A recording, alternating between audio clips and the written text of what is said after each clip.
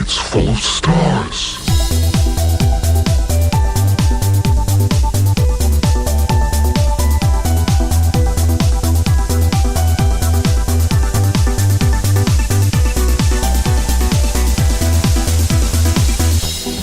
Not a stranger.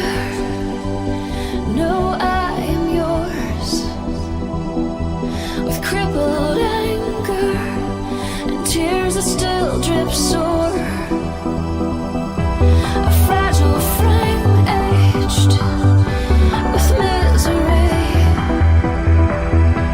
And when our eyes meet, I know you'll see.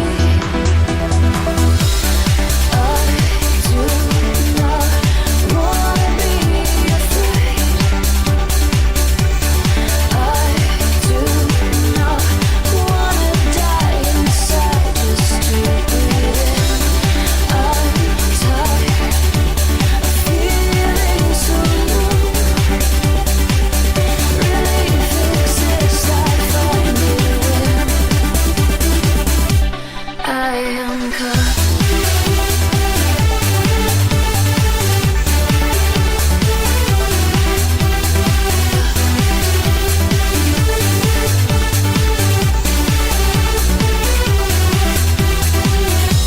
I'm racing crazy, painfully shy. And these scars wouldn't be so hidden if you would just look me in the eye. I feel alone here and cold here. Oh, I don't wanna die. But the only anesthetic makes me feel everything kills inside.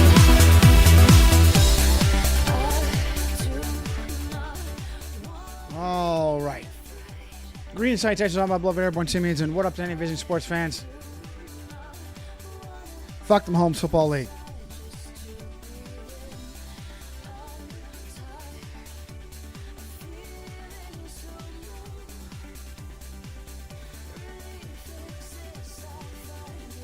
I am Giovanni Johnny Cerrucci, and this will be Flipping Tables. Bill is excited to jump in. I'm about an hour late because of a combination of typical weekend chores compounded by internet fuckery. The internet has just been shit. Just been shit.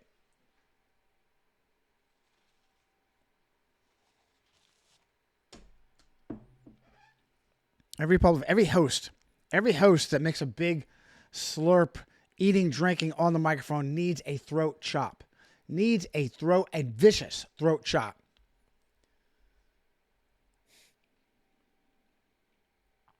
All right. Laura, good to see you. Let's just jump straight in, shall we? As the boys get their asses in here.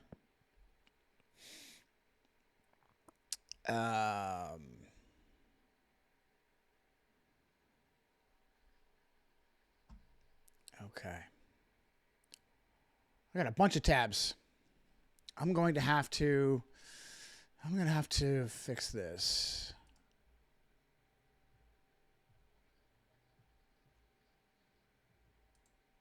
And this is skipping. Hopefully it's only skipping for me and not for you. It's aggravating the shit out of me.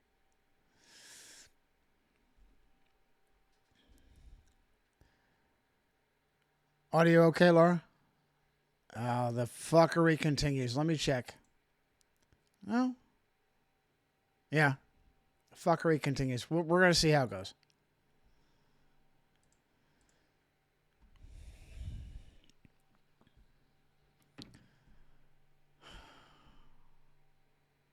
Check test.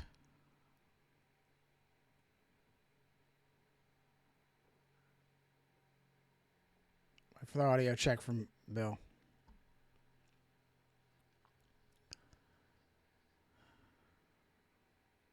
All right. Thanks, Laura. Thank you.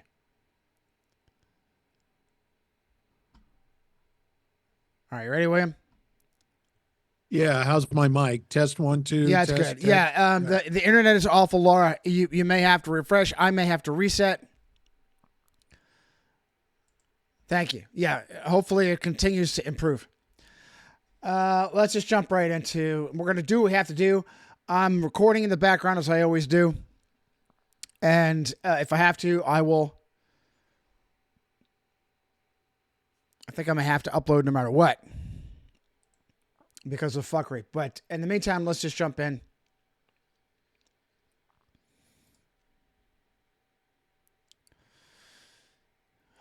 iPhone. There should be no iPhone. There should be no iPhone up.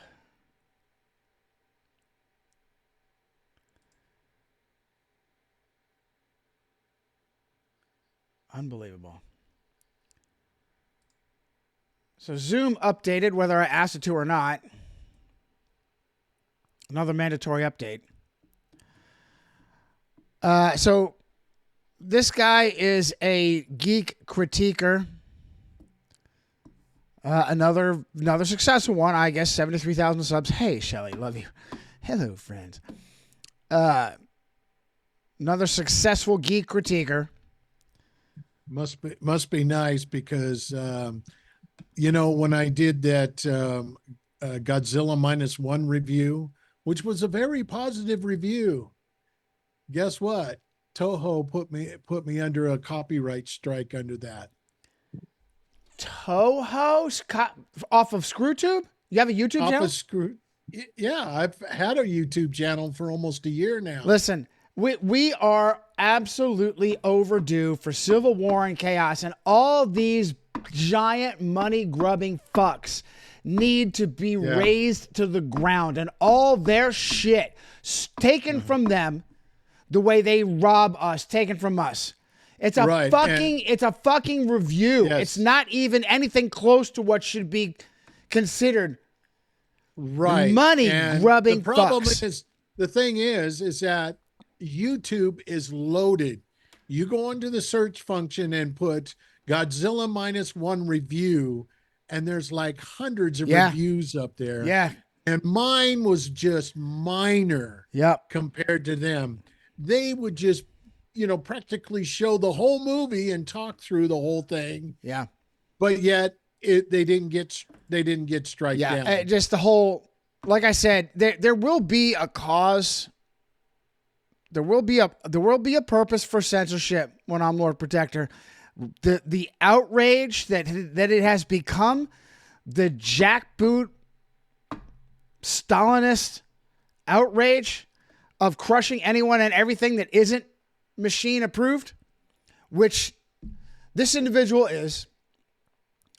Libertard, conservatard.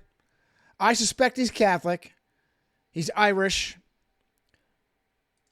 And in this video, he admits he's out of Belfast. Oh, wait a minute. Belfast is actually part of that northern island of Protestantism. So he may not be Catholic. Yeah. He's not born again. He's all of these individuals will regularly belt out blasphemy, taking Christ's name in vain as some kind of a funny exclamation. It's not funny. And I regularly end up turning these fuckers off as a result of that. And as a matter of fact, Laura, he does it in this video. Yeah. So I'm sorry, I didn't mean to step. That's all right. Anyway, so it is pertinent. Darnell, my brother from another mother, good to see you. Excuse me. Good to see you guys. It is pertinent. So he's here. I'll just play the video for you. And went back in spring. Recently, I went back to the UK after not having been there for 5 years. I left in summer 2017 and went back in spring of 2022. So I'm from Belfast, which isn't exactly mainstream UK, but I love how he seamlessly includes Ireland as United Kingdom. it is obviously influenced by the changes that go on in the UK, and I want to talk about 3 big changes that stood out to me while I was there. The first one was seeing a... And look, the fucking Starbucks. Let's check.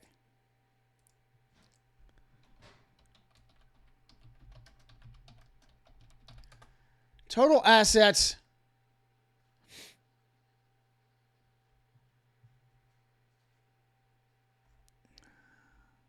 No, I don't need a stocks.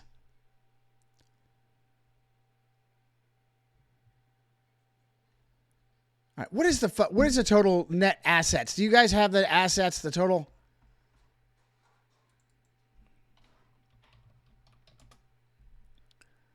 All I keep getting is the fucking stock price. Are you fucking kidding me? Net worth, net assets, it doesn't fucking matter. 29 billion? Total assets for 2023, $29.5 billion. There's another one of the far left Jesuit, fucking Luciferian, pagan, mermaid shit. Seattle. They'll be high on the fucking list.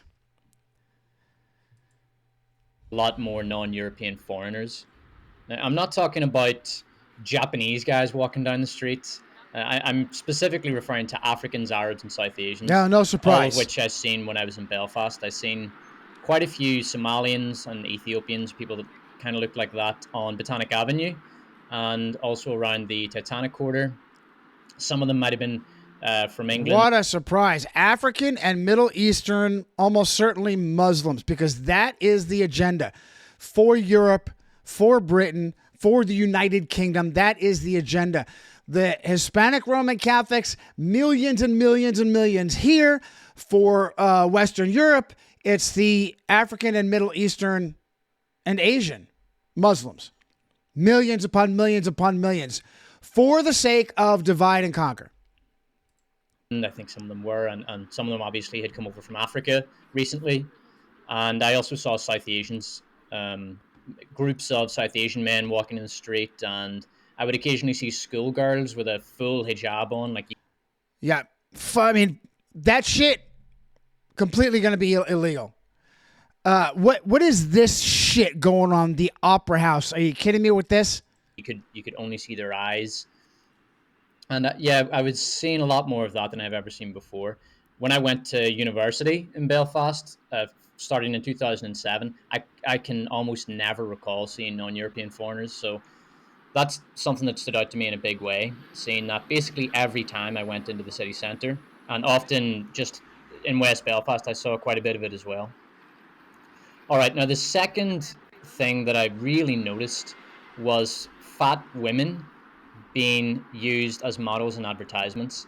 It wasn't happening so much on TV or YouTube advertisements, which is where I consume a lot of media. It was more like you walk into a Primark or an H&M, or you walk down the street and you see it on a billboard, and it'll be just a fat woman with a big happy face and her arms up in the air as if to communicate to the world how wonderful it is to be fat and what a raging good time it is to be obese. I was seeing quite a bit of that. I remember walking into Primark and I'm looking at the wall and there's all these models, and a lot of them are fat, dumpy looking women. Now, not necessarily like obscenely obese, but obviously out of shape, fat, not particularly healthy looking women. And I was seeing quite a bit of that. That's something that I'd never seen before. So it seems that the fat acceptance movement has very much infiltrated the marketing firms and the corporate boardrooms. Yeah, it's not. No, it's a top-down agenda. So you guys remember, we've covered this. Now, on the surface, this is just leftist acceptance. This is just another, on the surface, this is just another far left inclusivity bullshit thing. I told you what's really going on. See if you remember. Y'all know what's really going on with this?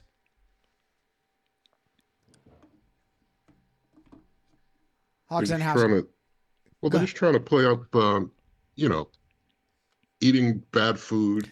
It's okay. No, yes, that's exactly right. Normalizing bad health. Yeah. Normalizing bad health to get as many more sick and dying and being robbed from the Rockefeller death cult industry. Yeah. Help the vaccines work better. It's a new. It's right. It's a new, a greater push towards normalizing. Before this, it was, wow, I'm fat. I don't look good. I don't feel good. I don't sleep good. But I go outside and there's video and advertisements and stores and everything else saying, you're wonderful. You're beautiful. Don't change a thing. Don't adjust your lifestyle. Don't stop eating shit. Don't get yourself some exercise. And then when you criticize them, oh, you're fat shaming me. Yeah. Or you're body shaming me. Yeah. You shouldn't do that. Just be yourselves. Just be right, yourself. Right. Be yourself. Dying. Be yourself. Dying. That might be the Get your purple and pink hair. Be yourself. right. Put on a cancer ribbon, an AIDS ribbon.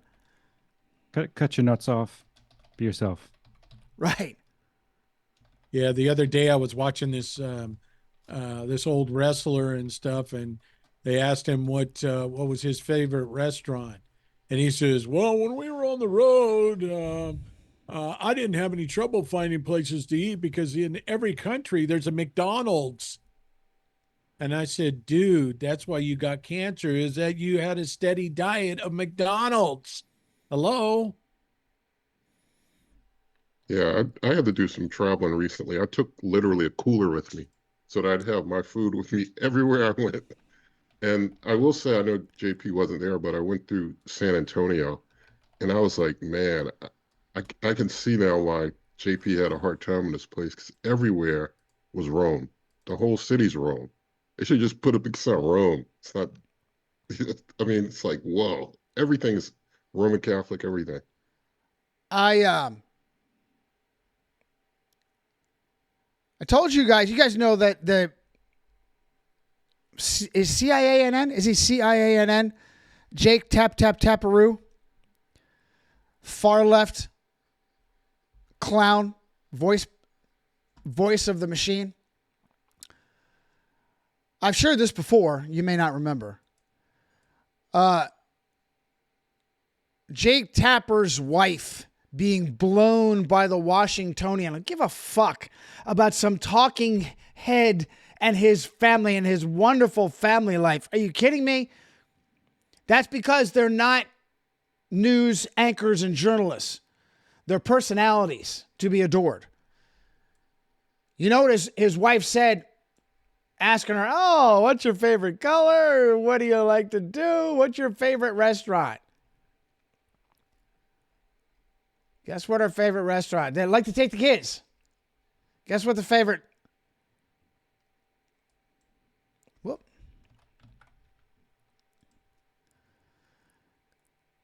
Comet Ping Pong and American City Diner. By the way, both of those, the American City Diner.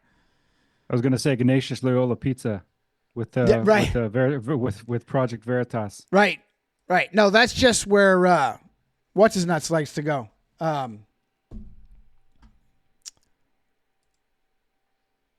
I forgot to share the screen. O'Keefe likes Loyola Pizza. Piece of shit. I have this archived. This should still be up. I don't want to go through the ass paint. By the way, both of these, this is not a coincidence. It's not like favorite restaurant with the kids, Comet Ping Pong Pizza. So you might be thinking, okay, maybe she's just a fucktard and she doesn't know that this is where this has been highlighted as a hub of pedophilia, pedesta, and everywhere else. Is not a coincidence. American City Diner, also owned by Elephantis. By the way, that's almost certainly a fake name, which means I love children. Oh, and by the way, our favorite Mr. Reacher did a video on that, and he says, well, you know, that ping pong thing was all exposed as, you know, a hoax and all this stuff and blah, blah, blah. Totally. He really? He don't know. He doesn't know. But it's one of his chats on YouTube. And he just totally downplayed the whole thing. Yeah, it was exposed as a scam. Well, that's You know, that guy, that's the worst yeah. thing I've ever heard from that guy. I want to have the link from Absolutely. that. Yeah, I'll get it to you.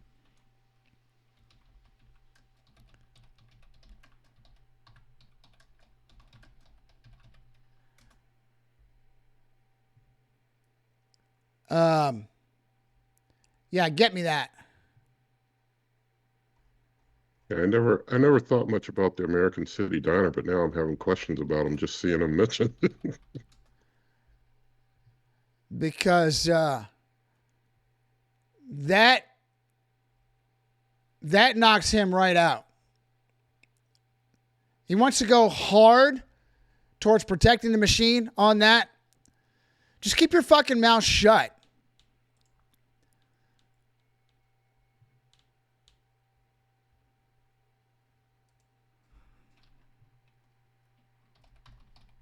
Well, hang on. We remember back to the Edgar Madison Walsh 2016, 4 December. Was it AR-15 style or an actual AR-15? Yeah. And the magic, The magic one, the magic- one single round that goes into the magic Arlen Specter shot, one round right into the hard drive. Because the fucking cops are really that stupid. They accepted that.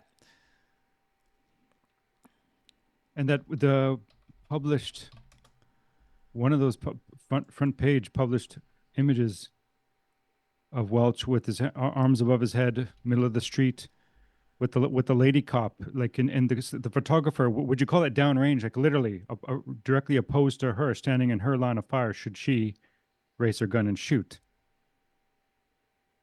Very interesting image.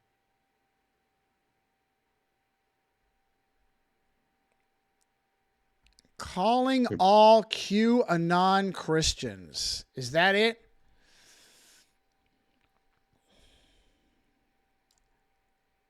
Is he gonna go full machine asshole with that vid? Let's take a look at that. Is this Richardson? Correct.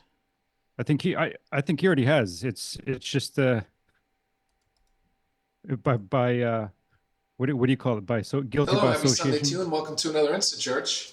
For those of you that don't know, every Sunday I give my platform over to ideas that I think are bigger than myself and more important than anything I would have to say. And it comes from a place of truly wanting people to not spend much You're part time of where the I've Black been. Eye Club or A what, few years ago, I found Oh, good for you. dude? I'm looking at. Go ahead. He's pulling a Sawdust Sawyer too, but at the same time, part of the Black Eye Club. found myself having sort of like an early midlife crisis. I needed to redefine what life was about for me. What is life about to me? It starts with gratitude and becomes about enjoying life, simply enjoying life as best we can. And that's hard sometimes because there's a lot of tough headlines out there and a lot of calamity, but enjoying life as best you can while meaningfully serving others, finding ways to be a light or truly Jesuit pouring men your for others. time, treasure, Sounds like your best money, life, energy into best other life now. people to whatever degree life is asking of you. All right, I'm not watching the entire 11 and a half minutes. I hope he gets to the QAnon point. Serve others. All that to say, that's It's already sort of the irritating. direction Sorry, that I've headed just- in, and I think could be fulfilling. I'm glad you have forever. the stomach for this guy. All right, I you're don't. killing me. I wanted to He see sounds if I like could Rick get to. Warren. Yeah, I'm the same way. I'll watch about, a few seconds of him. I can do And I more just- than a minute. There's If y'all shut the universality fuck to up for just a giving yourself fucking away, second and let me do the at least another positive minute to see if he gets to the benefits of fucking that point. I've experienced, and I've done some videos that prove that scientifically, anatomically, biologically, we all benefit from giving ourselves away. I believe a Christian faith calls us to the greatest kind of service, one that's All right, detrimental. the biggest problem is he titles it Calling QAnon Christians, and it's a minute and 30, and I'm not getting anywhere close to the point. I will have to save this for later and see what his point is, because, listen, I can hold my nose. I can hold my nose like I'm doing now. I can hold my nose. as long as he doesn't go in hard to defend the machine. Even if you do that out of ignorance, do I have that watermark? I'm going to kill it. All right, don't even have it up there. Even if you do that out of ignorance, I really have no tolerance, just no patience, no tolerance. It's hard enough, guys, don't you know? It's hard enough to dig for truth, to find truth, to defend truth in a matrix that it's a matrix. In a matrix, it is complete and total falsehood, lie, deception, everything. It's so fucking hard. And the satanic Jesuit machine knows this. It uses normalcy bias.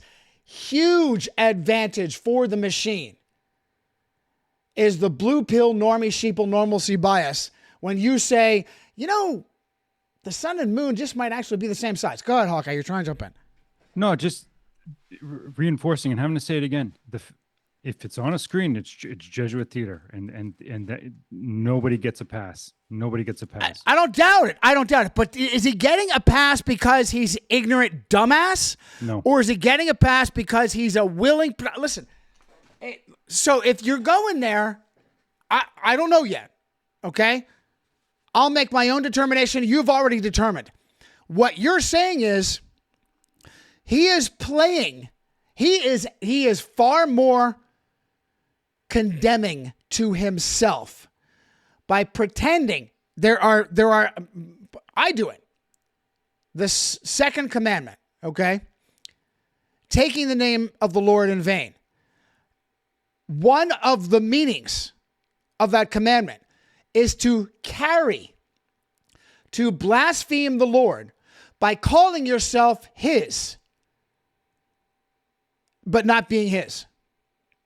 And doing great harm. It's a different one. Is that a different one? This is the one. Okay. This is the one where he talks about Pizzagate and Comet Pizza and all that.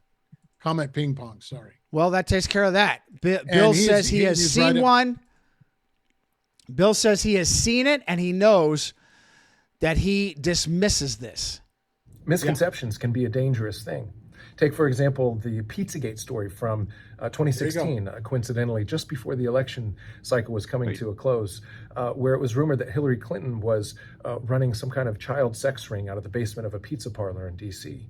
29-year-old man Edgar Welch decided to take action. He loaded up his car with 3 guns and drove to the pizza parlor and fired his assault rifle inside the building, thinking he was setting free the kids. He tragically quickly learned that the misconception was completely untrue. There was no child sex ring in a basement of a pizza parlor, and he was arrested and sentenced to 4 years in prison. He's since then apologized and admitted the error of his ways, but the damage was done for him, for the reputation of the pizza parlor, for... Okay, so at the bare minimum, I'll need more evidence to say that this guy is a Luciferian. To me, there is a tremendous temptation. You are vested. How old was that video? That is 1 year ago, right? So he's already doing very well for himself. At the bare minimum, you have someone who has been completely seduced by the entertainment industry. He has a vested interest to be Batman, to defend the status quo. A massive vested interest. All of the forces around him. Now, at this point, I'm going to say, you claim you're a Christian, you need to know better. Everybody around you is well known as far left satanic pieces of shit. You don't have to try that hard to make them happy and yet not realize you're making the wrong people happy.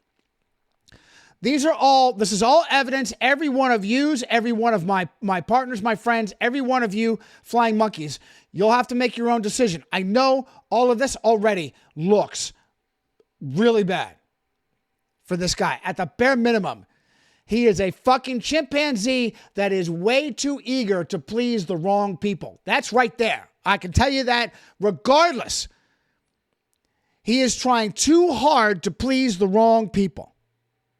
I can just imagine what his calling QAnon Christians vid is. I will watch it. That right off the bat, Bill, right off the bat, he gets right to the point. To dismiss that. Now, if you're listen, if you're a blue pill sheeple, that's all of that is a fact based on what you read in the news. All he's doing is saying, see this. CNN said exactly what he just said.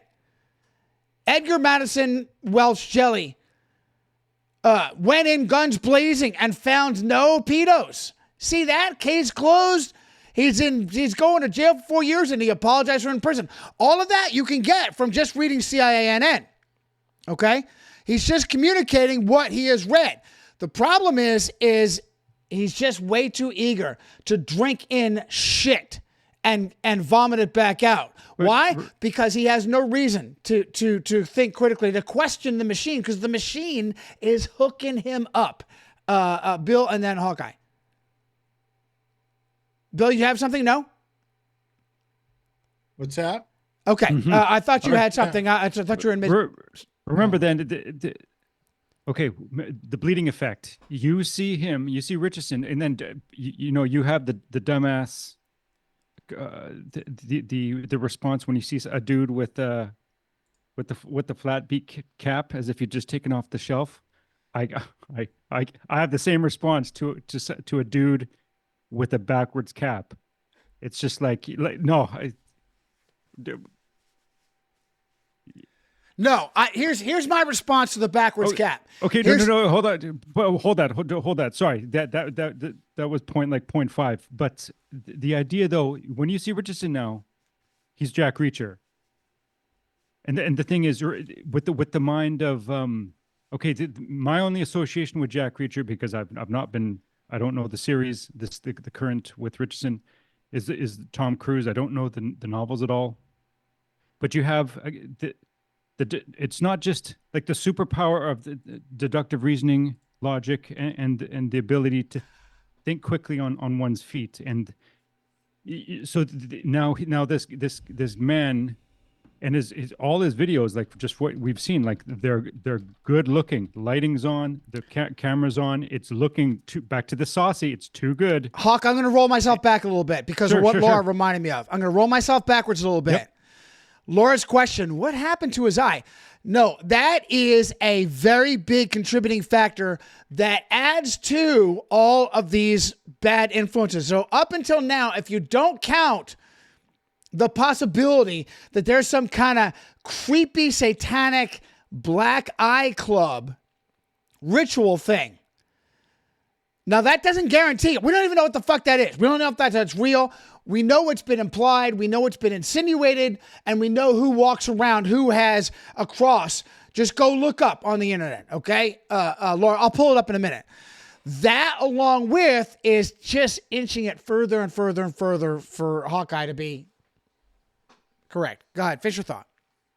No, this is an instant association with Richardson now, that he's Jack Reacher. And the one who, like the omniscient, omnipresent, the mind like Batman, super detective, super sleuth, and so he must know what he's talking about. He's our friend now. We just like Denzel Washington and all the other pick your actor, actress. We invite them into our home, invite them to our table, invite them to teach our children and talk with our children, as if we know these people and have a warmth towards them. So it's like, and now wow. Another Shelley, home run Shelley. Jesuit John Podesta replacing Roman Catholic Skull and Bones Kerry as the climate czar. You couldn't have a more powerful position. Well, you could have a couple. That is a high-ranking position of power to push a deception tyranny. Very important, and makes perfect sense to have someone as despicably compromised as that Jesuit. I'm not saying Jesuit as tongue-in-cheek metaphor. I've got a source. Key Wiki. I don't know if it's still up. I've got it archived. Key Wiki says that Jesuit seminarian, doesn't admit that he graduated and was ordained. But Key Wiki is a conservatard Wikipedia. Says John Podesta, Jesuit seminarian. Yeah, Skippy. Podesta. Right. So, Was it Doug Hagman? Well, we don't know if he graduated, but he's opposed to Hagman, who says he did graduate from a minor Jesuit seminary, which means he's an ordained Jesuit priest. Right? And what else does a seminary do other than inseminate you? Seminary. Yeah, ordained back to that. Jesuit, casuistry, sophistry, men for others, and it's like you hear that language. Okay, is it because I want it? No, it's not. I don't care. Or I do care, but I don't. But the point is, we're listening to make with a discerning mind, and the fact that it just sounds like men for others. That's Jesuit speak, and it's not okay. Go ahead. It's extremely helpful. He's got the black eye, and that's the one where he calls out QAnon Christians? That's the video, like fresh out of his Luciferian ritual. He gets on and calls QAnon Christians. I will be watching the whole video. Very useful to me, Alan, that when I archive that video, it'll also be evidence of what people are calling the Black Eye Club. I appreciate that, because I will be archiving both of those videos in your dossier, Mr. Rich Son. All right. One who justifies softcore porn and still be a Christian. Yeah. Yes. Home run. The violence is a different issue that I would make. I have that. Did I put that in the chat where he talks about you can't be a Christian? And I didn't. Hold on. I don't know if you saw this one or not. Oop, that's the wrong guy. Never mind. So Shelley, John Podesta here. Comet Ping Pong Podesta. Key Wiki says he is a Jesuit seminarian. We're not talking about Alan Richson.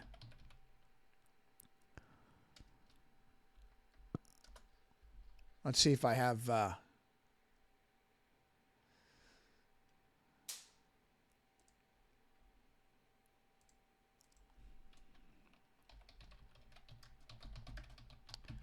This I didn't save this creepy fucking picture. I'll go ahead and put it up there now.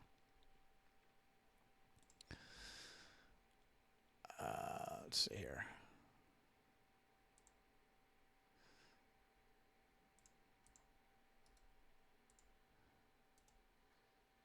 Stand by. Being a pain in the ass. Fucking internet. And just noting, so Richson has born 28 November. What's the year? Oh, go ahead.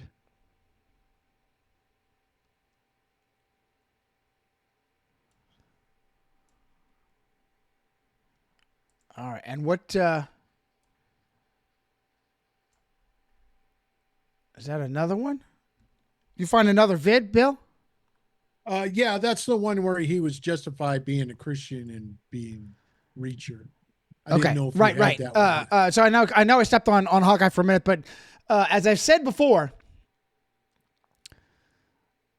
righteous justice being metered out, vicious, brutal justice being metered out. Let me tell you, Yahweh has never shirked. In fact, Yahweh has gone to the extreme of using Satan to beat down Satan, especially Old Testament. Yahweh has repeated, and that's my biggest prayer. Yeah, because a lot of these Christians are, God is a God of love. He wouldn't kill anybody. I said, have you read the Old Testament? Yeah. It says he smote them. It didn't say they got smote by some enemy. No, it said God. There The is a ground opened up. The ground opened up and took them all in. That was all God. The one where Aaron's sons, they were trying to light their own fire and God consumed them. Fire came down and consumed them instead of the sacrifice. yeah, and that one. As I just read that again recently, that one seems to have been brutally strict just for the sake of making a point. Right. You better meticulously follow my instructions, or else. Very similar to, and I saw a commentary remarking on David bringing back the ark, and one of the priests accidentally stopping the ark from falling off the cart and being Right. struck dead, pissing David off, rightfully so, because God put a big damper on the festivities. Right. So yeah, that's another example right there. I mean, it was justifiable killing by God, but people don't see that. I don't even know that's just not justifiable. That's just God being. It's God's judgment. He's God. It's not judgment. It's not judge. Well, it is. It is. He gave very, very. It's strict. Loss of life for not carrying out the meticulous instructions on how to build a fire. Now, I don't doubt that in the background, Aaron's sons had something else going on. That's certainly possible, and I would say probable, knowing how Yahweh works. Probable. I think they were drinking or something. I'm not sure. There were some not godly things going on with that. But fire. that's inference. That's inference. It doesn't say that. It does not say that in any way, shape, or form. But in Eli's son's case, it says that they were drinking and carrying on. Okay, but that's a different case. Picking up hookers and all that stuff. Yeah, that's a different case. All it says is, okay, so strange fire. Now it's worded oddly, but you can easily infer that all strange fire means is they did not follow the instructions on how to kindle. Correct. The religious fire. That could easily be explained as what strange fire means, as opposed to some kind of weird satanic ritual or something. Who knows? Okay? Not explicit. And there is a precedent, like I said, for Yahweh being brutal. Well, I will say, when it says strange fire, it may not be as obvious to us as it was to those it was originally written to, that it is something pagan. All right. Well, I'm open to commentaries. In the meantime, Hawkeye, you still had a thought to finish on something? Oh, just hit the birthday, Richardson.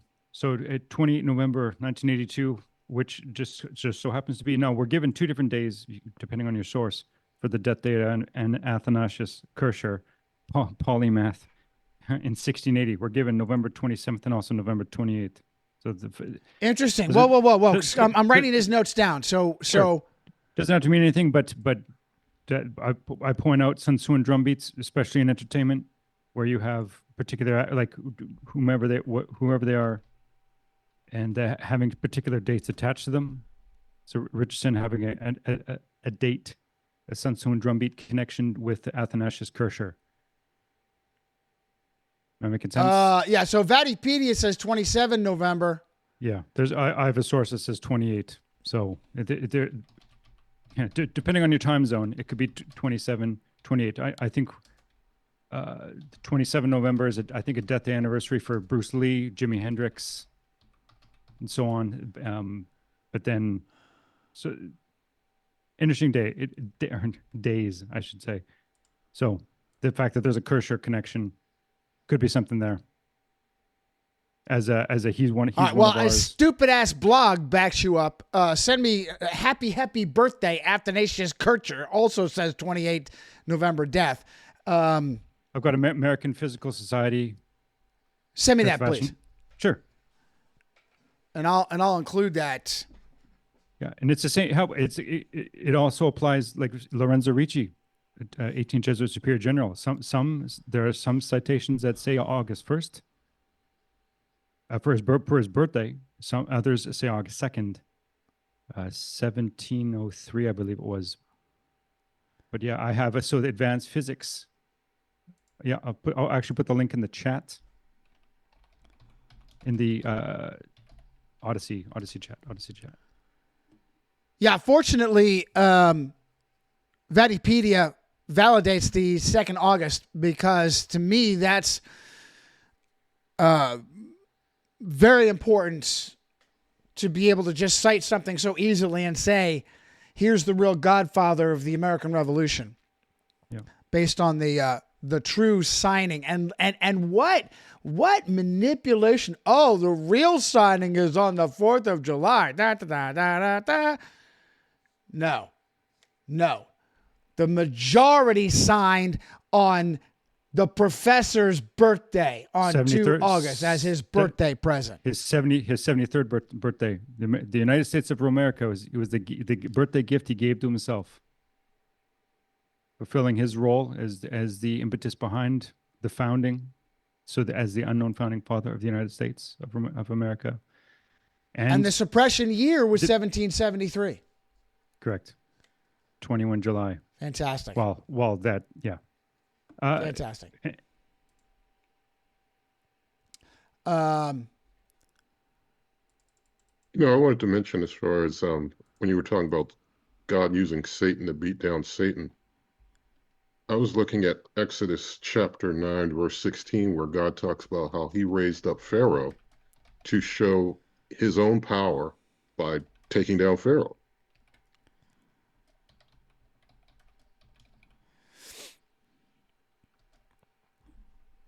Give me that again. I just put in the chat, but basically God talking to Moses to talk to Pharaoh. He talks about how he let Pharaoh rise up to show God used Pharaoh to show his own power while having Pharaoh rise up, evil Pharaoh, to show his own power by destroying Pharaoh. I don't know that exactly relates.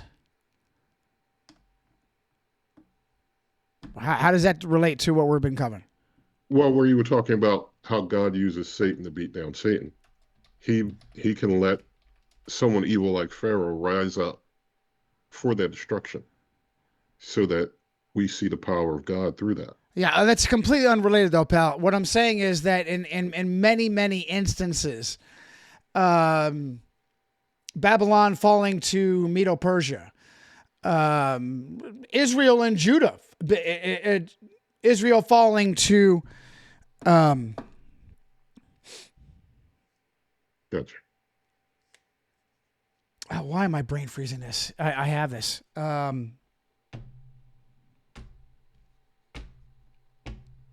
Judah falling to Babylon, correct? And Israel falling to Assyria. Okay? All of those very evil, brutal, satanic.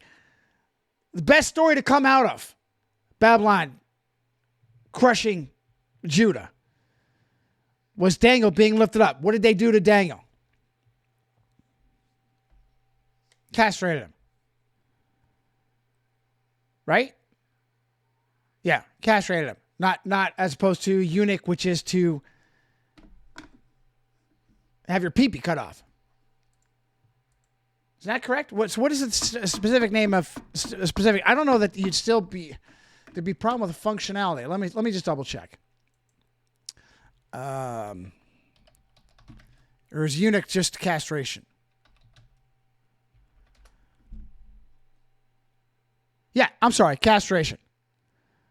Right. They allow you the functionality of your pee-pee because without your testes it's traumatic loss of sex drive, and now you're safe to be around the king's harem. Fucking. Anyway.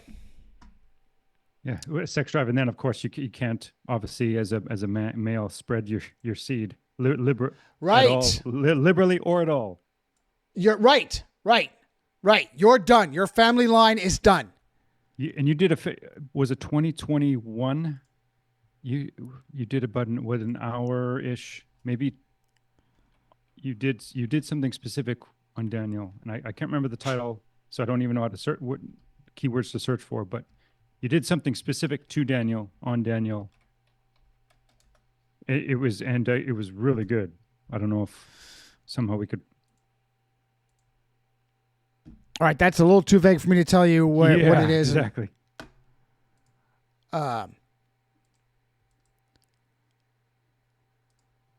Okay. Does that cover? We went down a bunch of rabbit trails. Thanks, Shell. Much love to you. Okay, let me keep going here. I will save that. Archive them all. Don't need that. Okay, right. Okay. This stand-up, the Dylan Roche stand-up. We don't realize that we incrementally Stop. I was about to, this was so entertaining to me that I was about to archive it and mirror it. When I ride my bike, I have to wear half a bowling ball on my head because safety's a thing now. I didn't have an iPhone my whole life, you know. For many years, I had to use a flip phone. You had to press a button 3 times to type the letter C.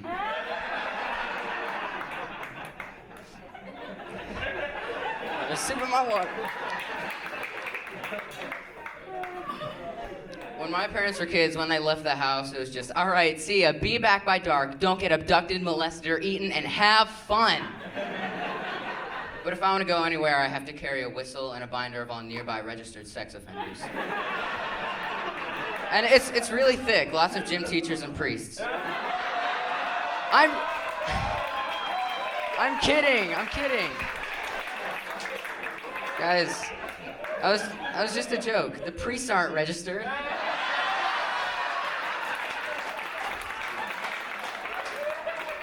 Just relocated. Right, he had to have his dad help him with that or something. Absolutely brilliant. Phenomenal. 14-year-old. The rest of it kind of trails off, gets a little silly with high school experience. And I was going to download it and upload it and mirror it. And I realized what this fucking watermark is. funnyhotdog.com. Are you fucking kidding me?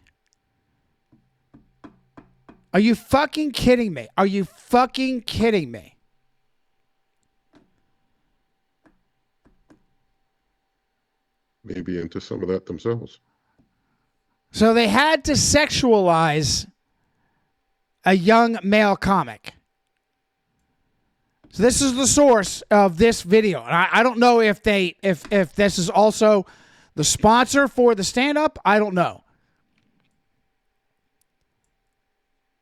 funnyhotdog.com.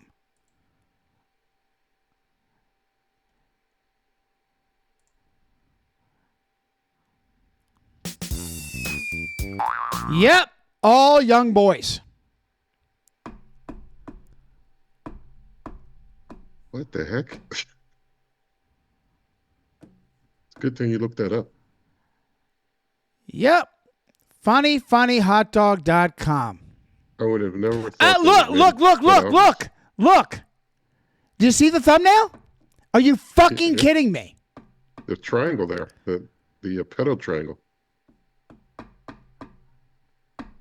Are you fucking kidding me? I hope this kid's okay. I'm sure he is. I'm sure this is just pederast creep from a distance. You hope he doesn't know what they're doing, but they know what they're doing. Yeah. They're making a joke of it. It reminds me of reminds me of a film, 2016, And they got called Sausage Party, adult animated comedy film.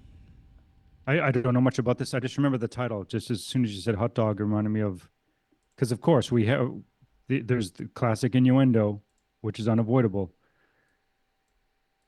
And you see the clown there? Over on the right? Yeah. Yeah. Yeah, they got the clown, they got the triangle here. What is clown pederast as well? Yeah, there's something evil satanic with the whole clown thing, especially the it clown, especially. But that whole theme of the clown has a whole dirty underside to it. I have to see if I can find that.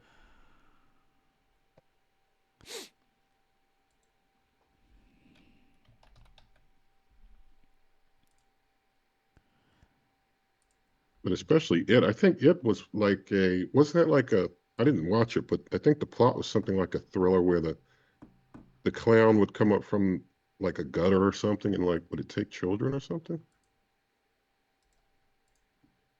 No, Stephen King. It would come up from, it was something about that. Unfucking believable. I can't now. I can't do anything with that. I can't do anything with that. Oh, Rob Schneider discovers Jesus and forgiveness. Is that what he discovered? Did Rob Schneider discover Jesus, or did he discover the Whore of Babylon? Yeah, let me show you the plot. I'm going to put in the chat the plot to it. And basically a kid falls into like a storm drain, and then this clown meets him in the storm drain and like bites his arm off. For my 307th book, this couple is attacked by a lamp monster. You're not even trying anymore, are you? When can I have it? That's the brilliance of Stephen King. All right, so there's a pedo angle.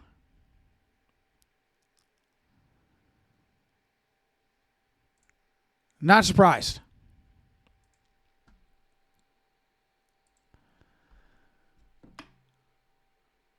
All right, let's keep going. Okay. This was in relation to something else.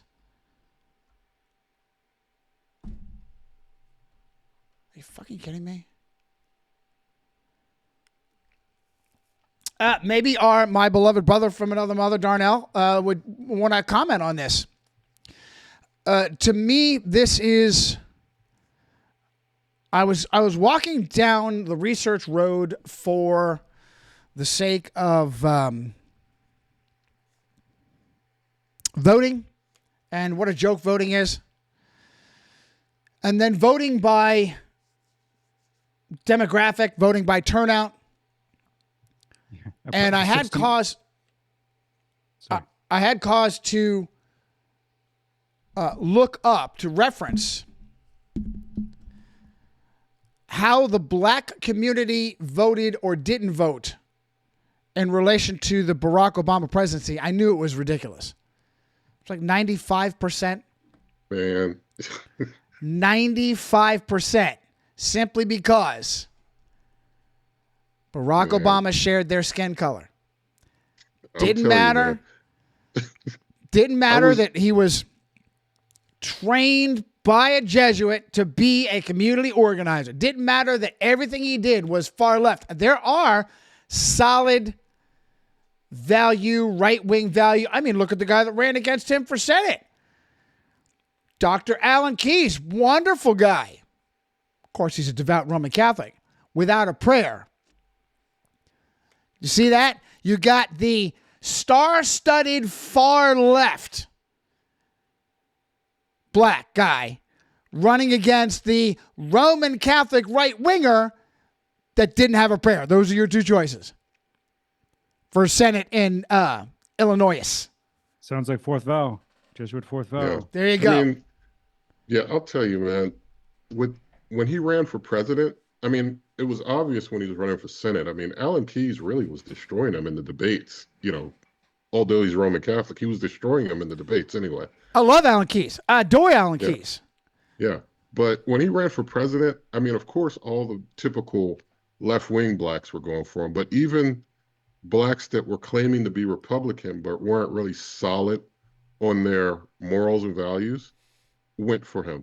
I mean, my ex-in-laws switched from being Republicans to going for Obama. I was like the bad guy because I was like, no, I'm not going with Obama. No, I don't support that. And they were all for it. I mean, that's one of the reasons they hated me. According I wasn't a fan of Obama. According to the Washington Compost, 88% of black voters voted for fucking John Kerry that 4 years before. 88% as a far left voting bloc will pull the lever for. Well, look at their local, in most black communities, look at the local politicians and what they're promoting. And these people still back them up. They support their campaigns. And if anybody comes after them, you're racist. You're racist. All of the inner city politicians who are black, all far left. All far left. You talk to them about Christianity, and they got these, they'll be church-going Christians and have these solid morals, but then you talk about their politician. Oh, well, no, it's okay. It's like a total disconnect. Lose their mind and revert to flesh. Lose their mind and revert to fleshly racism. Story of my life, man. Story of my life. Well, I love you, brother, for your precious common sense. How about this for a quick story? November 4 2008. I'm in Toronto at a Smashing Pumpkins concert, the Massey Hall Theater in a historic building, and there is this lull. There's a song ends. There's this lull, and some dude in the crowd yells out, "Obama's won," and the place erupted. Like, it was crazy. It was crazy. I remember 2008, November 4. Of course, Obama has won. Obama won the election. The guy yelled out, and the place blew the roof off with the cheers. And they play both sides. And the band from Chicago, where Obama was Jesuit trained, community organizing. Anyway. Yeah, they play both sides with this because they'll play the left with Obama and all the people who want to have their white guilt with Obama. And then, Trump will win. And then all these people who claim to be, the conservatards, they're, oh, Trump won. It's all going to be better now. And now they're going to bring Trump right back again, it seems. And it's all going to happen all over again. But just addressing that, the fact that we have there's the idea that we because we get to vote, we have a say in the process. We get to participate. It's what would you say, the Athanasius, the anesthetization of a population thinking we have a say in the process. Yeah, I think we have control. And full disclosure, I fell for Trump myself. So it wasn't until after COVID came around, I was like, wait a minute, we're getting played. And the testimony to that, the fact that even whether it feels or seems so late in the game, like I had no dog, like being Canadian, just going back to that 2008 moment, it felt like there was, as the crowd left the event that night, like out on the streets, this is all people work. There was an excitement. Okay, there's a high from the concert, the natural high from the concert, probably the unnatural high too. But then this sense of our neighbors south of the border, that there was going to be some kind of radical change, because even just think about how many people still believe like the great oratory skills of Barack Hussein Obama and still have no idea of the teleprompter in chief, the reading, which I don't remember exactly when reading a script came into being or so commonplace, but the fact that how many people still don't even know or can acknowledge that it's not just him making eye contact with individuals in his audience, but the fact that he's going from left to right, right to left, reading what he's being, and then of course being familiar with that he had a Jesuit trained speechwriter, and which means of course going into okay, who's Biden's speechwriter, who's take your pick, but at that particular time with Barack Obama, the fact that he could bring people to tears, and I know I've know certain people that will still go on again about this his speaking skills but just because he can deliver it. That's unbelievable that anyone will say that's. Yes. That's his gravitas as a public speaker. Meanwhile, this is the archetypical example of a guy that can't even take a shit without a teleprompter. Yeah, or what is it? The grade class of sixth graders. There's that infamous photograph of the teleprompter set up. Didn't he have a malfunction where the glass fell and broke and set up a obviously his cadence was not the same during that speech time. Anyway,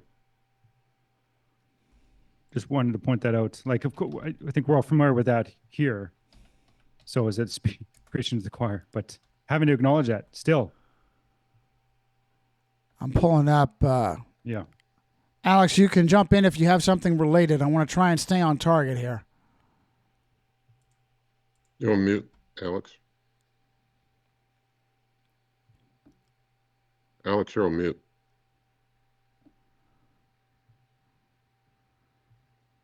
Alex, you're still muted.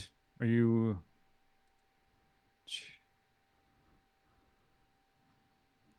Okay, I just want to show people how far left Twitter really is. Just hang on.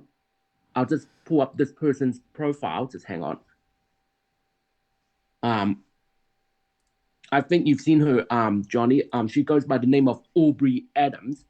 She says she's against people who use cannabis, but for the record, she has said it outrightly that she doesn't like anyone who owns guns as well. She's openly working for the insurgency. No surprise. No surprise that. Well, it is a surprise to some people that someone that would be somewhat conservative and is against cannabis and is also against firearms. Interesting. I confronted her on that, and then she just said, "Oh, it's just a conspiracy theory." And then when I said you were on the record saying that, and I'll just pull up another profile who is also being on record saying the same thing as well. But this lady, just hang on, I need to find her profile. She lives in Washington, D.C. Just hang on. Washington, D.C., governed by black female lesbian, right? Muriel Bowser for forever. An absolute cesspool of far left tyranny. Catholic, right? Didn't I say that? Roman Catholic. How many boxes can we take off? Roman Catholic, black, female, and I'm pretty sure lesbian as well. Far left, Roman Catholic, black, female, lesbian. That's 5 big ones on Muriel Bowser. Didn't they paint Black Lives Matter on the street? I wouldn't doubt it. I think they did. Oh, Johnny, I've just seen those 2 links. Feel free to show them on the stream. One of them is called Aubrey Adams, and the other one is Julie Schauer. Both have been on record saying they don't like people who own guns. Okay. I'll share it with you in a second.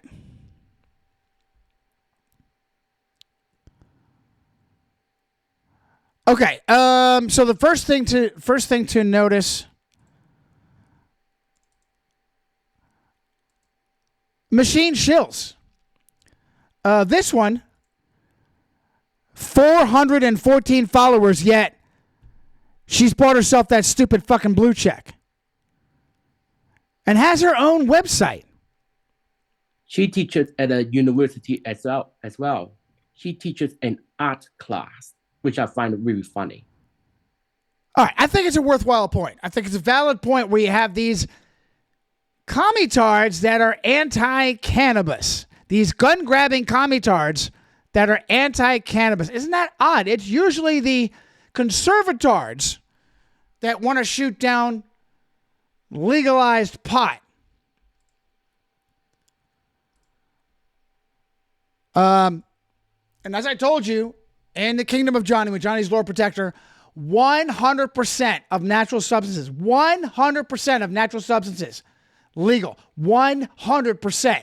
You abuse the substance, I don't care what you abused.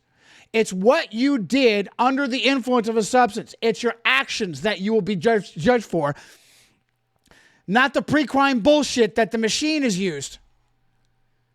Zero pre-crime. Zero pre-crime.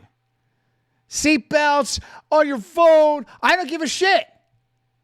You caused an accident. You've caused an accident. You were distracted. I don't give a fuck what the reason is. You are responsible. Period. It's legal to be distracted. It is illegal to harm somebody else. It's legal to be distracted. It is illegal to have your head up your ass and not realize, wow, my distraction just hurt somebody else and probably hurt. That's common sense. That's real justice. That's real law. That's not what we live in today. We live in an outrageous tyranny. Unbelievable tyranny. In the West. Pre-crime. Because they love you. Because they love you. They love you so much, they're going to mandate, they're going to punish you for not wearing a seatbelt. Are you fucking kidding me? How old is that bullshit? And they got away with it. They're going to punish you for being a danger to yourself. All right, moving right along. I'm going to pull a George here real quick. Had not realized this until this came up. A series of companies outed by taxpayer paid for NPR. I'm sure there's other lists. I was looking this up off the cuff. Excuse me, I did not spend a lot of time with this. After the Jesuits decided that their Roman Catholic Supreme Court, pause, where is real power? Who proves, how does it prove what real power is? The unaccountable fucking courts. The unaccountable courts. Homosexual marriage is legal. The government recognizes homosexuals being married. And from there, now gives homosexuals children to rape and abuse and adopt. Where did that all start? That started, the people didn't give a shit about that. People didn't want that. That started as dictates and mandates from fucking black-robed tyrants. What is the ultimate source of black-robed tyranny? The Supreme Court. The Supreme Court has been dominated by Roman Catholics for decades. Decades. And when the Jesuits knew that they had a point of contention by suddenly deciding after decades of mass murder, heinous mass murder of the unborn, they're going to let the genie out of the bottle. And the reaction of the far left satanic machine, to include the billion-dollar businesses, was to now pay for their employees to leave their slaughter restrictive states and travel to a state of convenience to rip the arms and legs off of their unborn child, where it was still legal.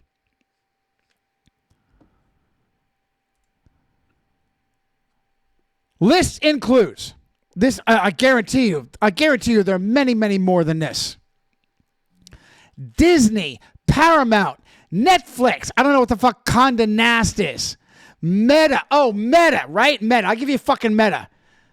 Fuckbook. Warner Brothers, Comcast, Sony. Look at all the entertainment. That's not far left. BuzzFeed. Is BuzzFeed big enough to even recognize Duolingo. What is Duolingo? Is that some kind of Spanish open borders fucking shit? Dick's Sporting Goods. Anti-gun Dick's Sporting Goods. I don't know what the fuck this company is. Box. Johnson & Johnson. The ones that we trust to heal us with vaccines, pays to send their employees where it's more free to slaughter their unborn child. Are you fucking kidding? Like I said, civil war, chaos.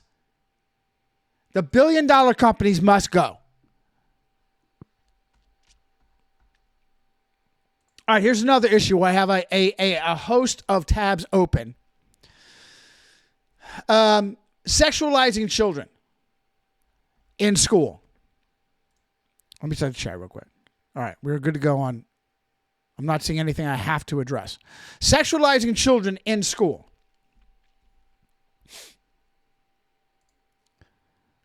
Uh, 45 minutes left. As we've discussed many times before, another reason for civil war chaos, it all has to come down. The current system says you will give your child. The state loves you so much, you do not have a choice. You will offer your child to them for education. Because the state knows better than you. How the fuck did we ever get to this point? How did we ever get to this point to allow the tyrannical fist of the state up your ass to demand your child will go into this machine to be ruined? 500 years in the making. The inception of residential schools right from the beginning. Do I pull up the Tom Woods article where Tom Woods brags libertard, devout Roman Catholic Tom Woods? Am I saying that right? Is it Woods or Wood? I always forget the S, whether it's S on or off. Oh, can I add to Johnny? I was looking on Father Ed the other day, the guy who created Alcoholics Anonymous. The National Catholic Reporter admitted that Father Ed copied his Alcoholics Anonymous directly from the residential schools. I'm missing the name. What is the name? Father Ed, the guy who created Alcoholics Anonymous. Yeah, the whole model of Alcoholics Anonymous is totally pagan model from the ground up. Okay. Yeah. We tracking that. We have covered AA. You can give me the link. I'm pretty sure we've hit that. Let me see what I can find. How did we get to this point where we are, by tyranny, by the guns of cops,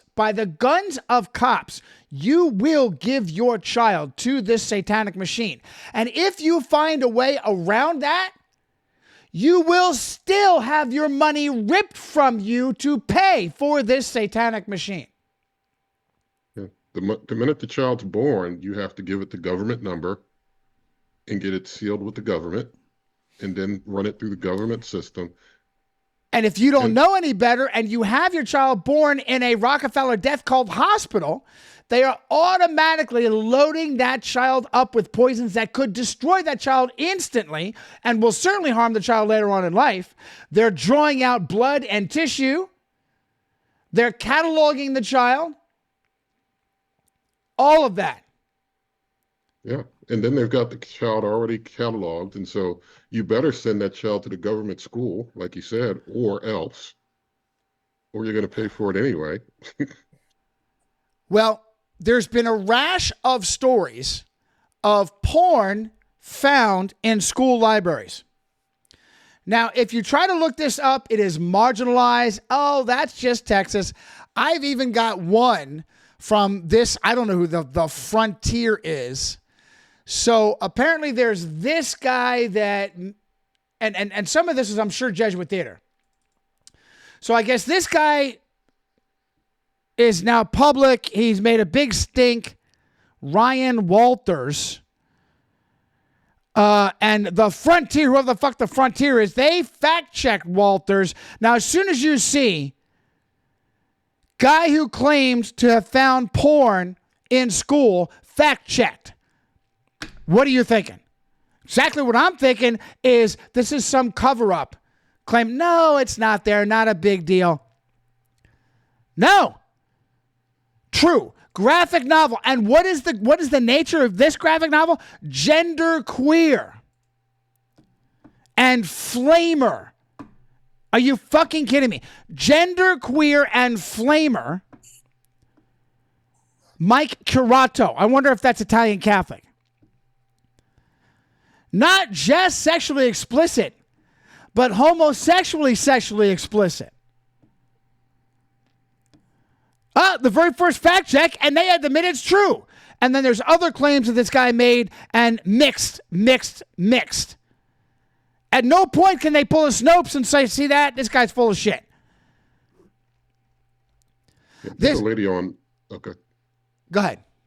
Yeah, there's a lady on YouTube that I've been tracking named Brenda Lebsack. And she's been tracking a lot of this California sexualization of kids in the schools.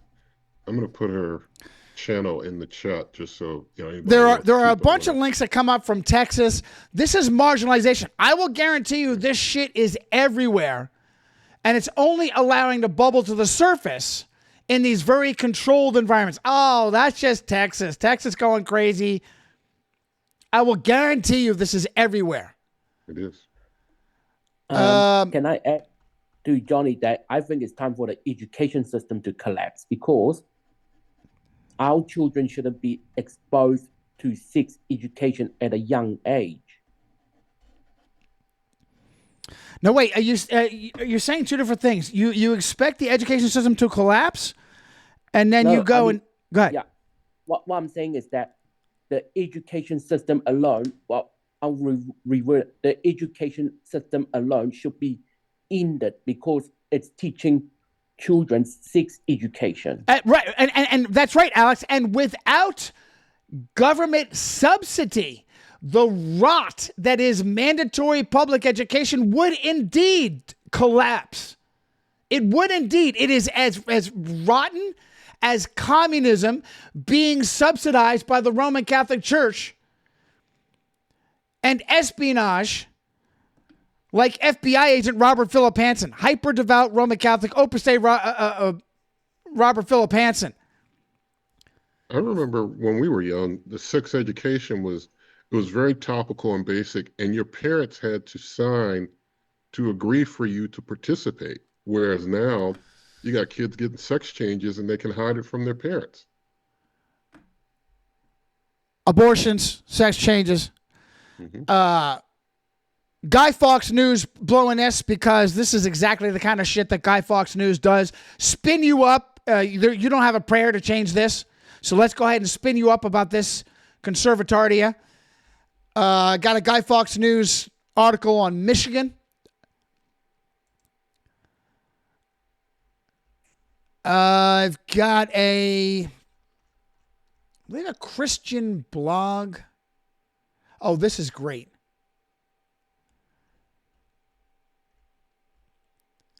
The Daily Signal. I don't know the Daily Signal on this. What did I tell you guys? Some of the porn being found, according to the Daily Signal, is anime and manga. I don't know what the fucking difference is. Japanese animation. What did I tell you? What did I tell you? I'm very thankful to these guys to blurring this out. So wait, big picture. This is why I say there's a huge difference between righteous violence in entertainment versus sex. There's only one reason to have explicit sex in entertainment. That is to inflame your lust drive. It's only one reason. There are a multiplicity of reasons for violence. There is the satanic reason to anesthetize you to dumb you down, to make it possible for you to be a more violent person. That's a satanic reason. There are other reasons to portray brutal violence in entertainment that can accomplish adult level entertainment because adults, especially aware adults, living in a world where there is no justice. So there's that aspect to it. But again, it's adult. And even then, as I've used this example many times in the past, there's still applications. Punisher Warzone, my all-time favorite to date of the 4 different Frank Castle, Ray Stevenson, Frank Castle. I can't watch my favorite Ray Stevenson, Frank Castle because Punisher Warzone is so graphic, it's unwatchable. It's so graphic, it's unwatchable. That's the extreme. But there is a role for me in entertainment to watch brutal justice. Brutal justice. When injustice flourishes on and on and on. Okay. But there is no good reason for explicit sex. No good reason. All it does is inflame and entice and get you in trouble.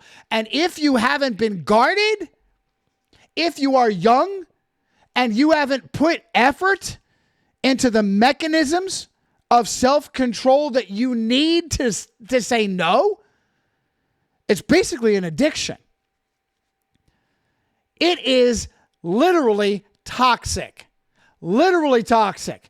And what have I been telling you? These fucking geek critiquers. Mason Roddick is a big one for this. Oh, comic book is dead, but manga is saving the day. Anime and manga saving the day. Darnell, you got something on it? Yeah, Little Light Studios has been doing a great job exposing this anime issue for the satanic crap that it is. They've been doing a great job. I have told you that perversion, porn, and demonism, and many times they are mixed. Demonic porn. Kid you not. In anime and manga, and sure as shit, this is what they're finding in the fucking school libraries.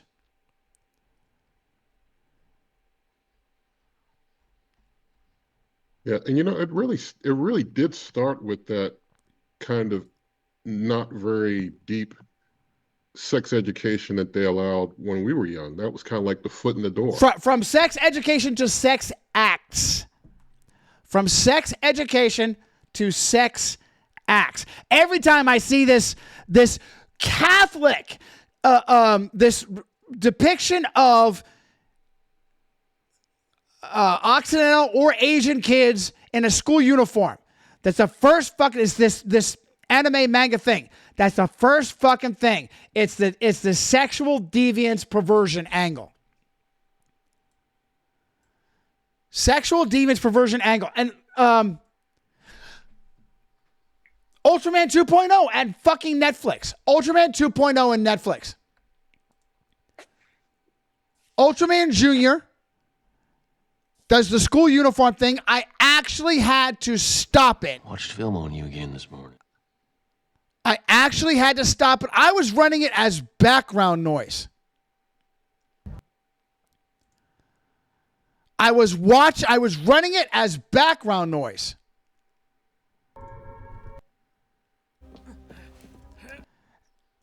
Right up until we got some kind of weird sexual maid outfit shit.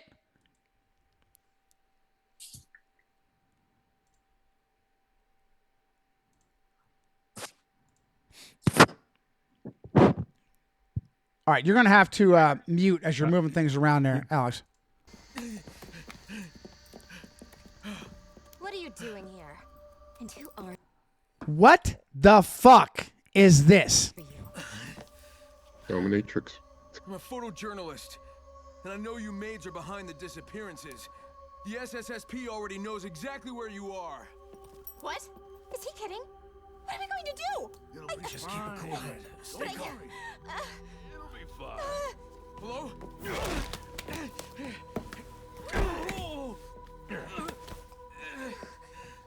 What should we do? What the fuck? I actually had this is only in the background as I'm gaming. I'm not even paying attention. And I can't watch, and surprise, surprise, this is on Rome Flicks. Total dominatrix scene. What the fuck? I'm trying to get into Ultraman 2.0 animated version. And I have to stop that. That's like, I don't know, episode 7 or whatever the fuck it is. Where's your Margot Robbie sound drop? I'm sorry, yeah. Oh, Johnny, can I show you something that is from a Warships game? And many people were outraged when What the fuck? when the developers for World of Warships, Wargaming, they were based in Russia and Ukraine, released the ships. Just hang on. I'll show you guys a screenshot, but it's really outrageous. Just hang on. It's in the chat now. Thank you. Yeah, I'd rather me show it. It's in the chat, but it's really outrageous. Why would you want that kind of character in the actual warship? Right. What is for fucking real?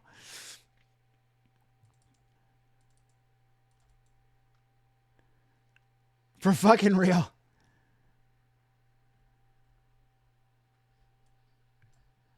Is that your admiral? Like, what is she? It's an anime character. Right. It's from an actual Japan cartoon called High School Fleet, something like that. It's a, how would I say it? It's not even funny at all. High School Fleet, HSF. Graf Spee. Yes.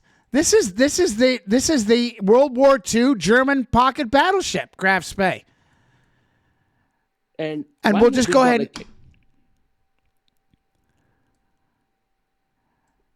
Funny hot dog.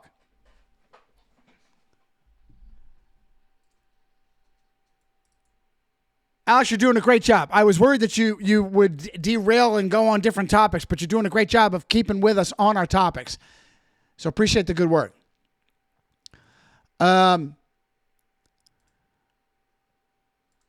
School libraries. Your kid goes to a school library, and on the shelf is homosexual instructions. How to please your man by his butthole. Oh, by the way, that's in one of those articles. Or demon porn, manga demon porn. You have no choice. Try not sending your kid to school. Because the state loves you and knows better than you. How the fuck did we get to this point?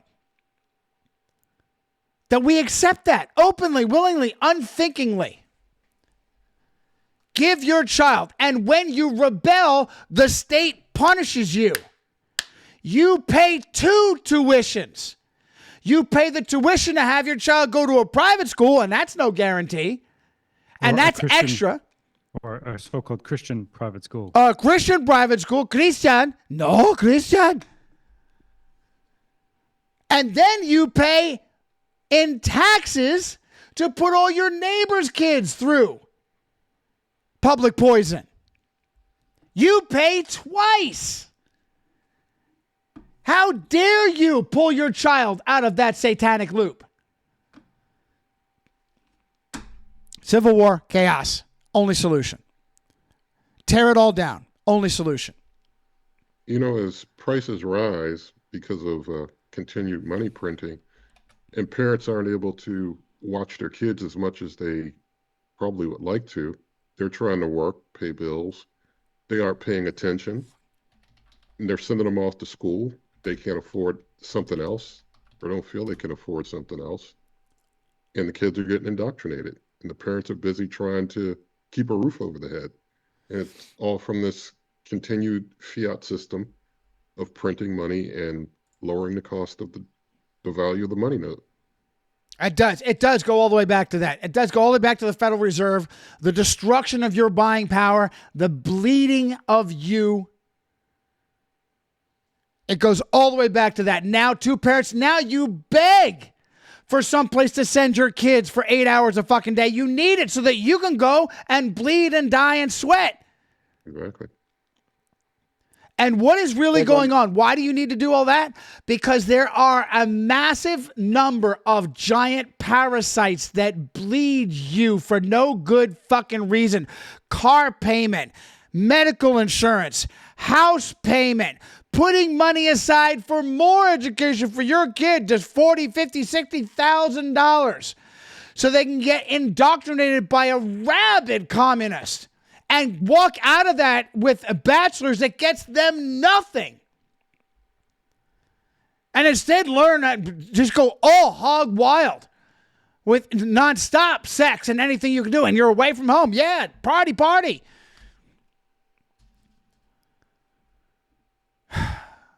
Right, yeah. Also from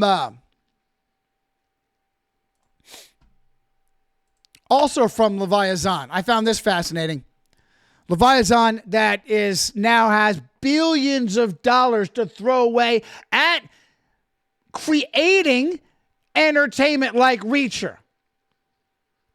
Especially now that many of the competitors, the small family competitors, have been thoroughly crushed. I found this ruefully ironic and funny. I never watched that stupid Mr. and Mrs. Smith movie.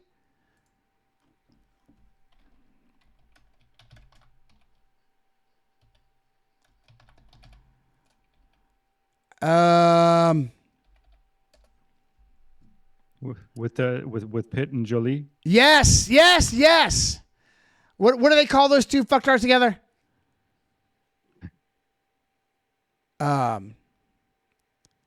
Brangelina.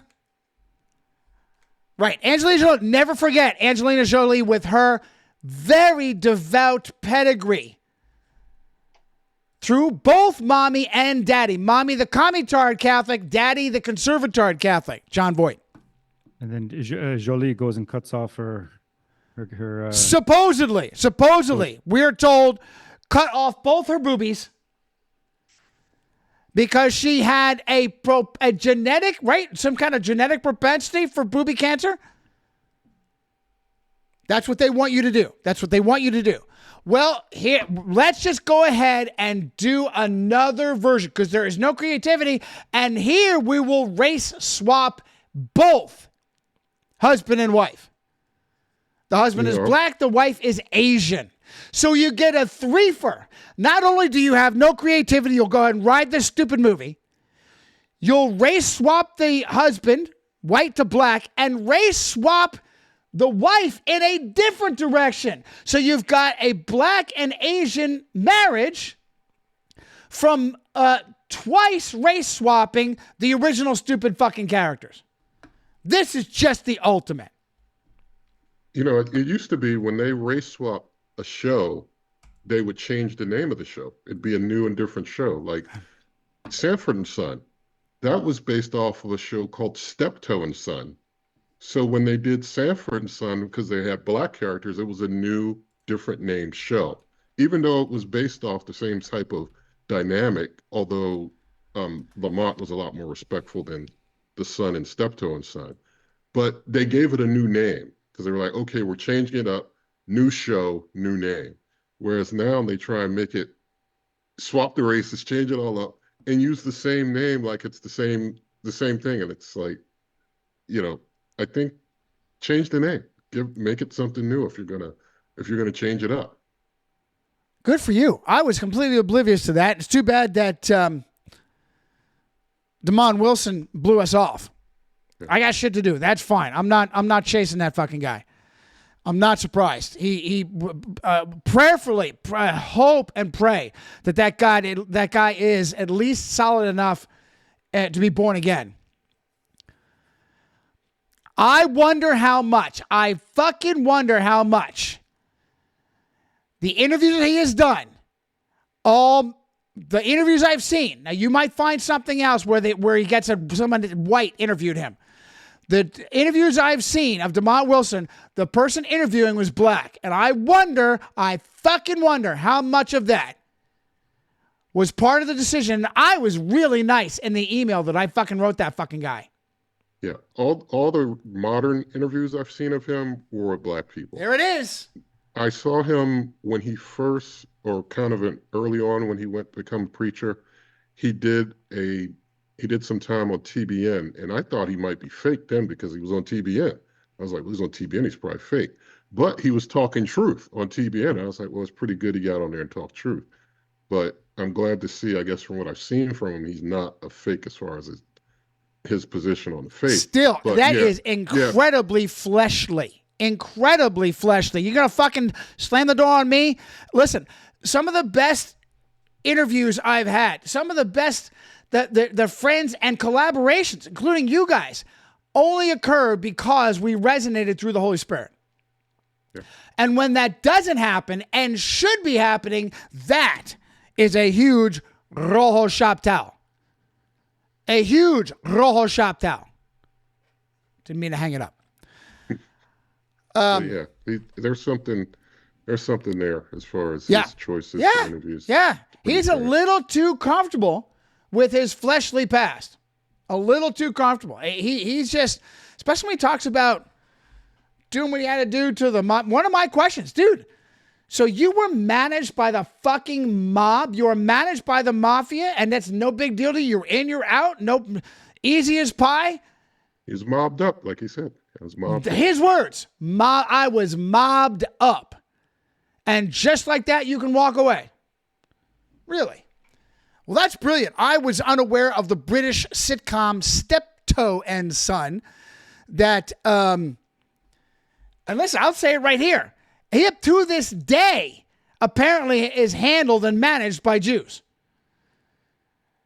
To include Bud Yorkin, that appears to have been the director for all the episodes.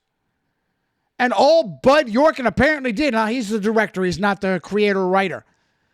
But you're right. Piggyback. Is Steptoe and Son also a junkyard? Plot. Many episodes revolve on sometimes violent disagreements between the two men. Harold's attempts to bed women and monetary interest. Well, surprise, surprise. The limey version is much more depraved. Yeah. DeMont Wilson said he didn't want to be that much in sync with the Steptoe and Son setup. Interesting. So they're all tracking that. So they did pattern after that sitcom. Yeah. I would say, yeah, it says it right there. It was remade.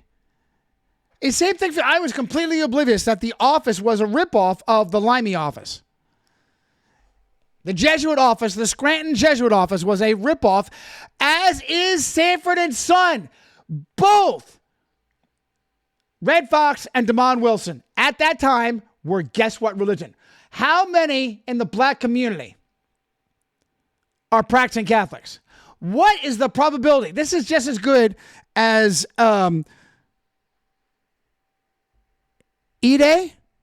Tsuburaya, the godfather of Godzilla special effects and Ultraman special effects.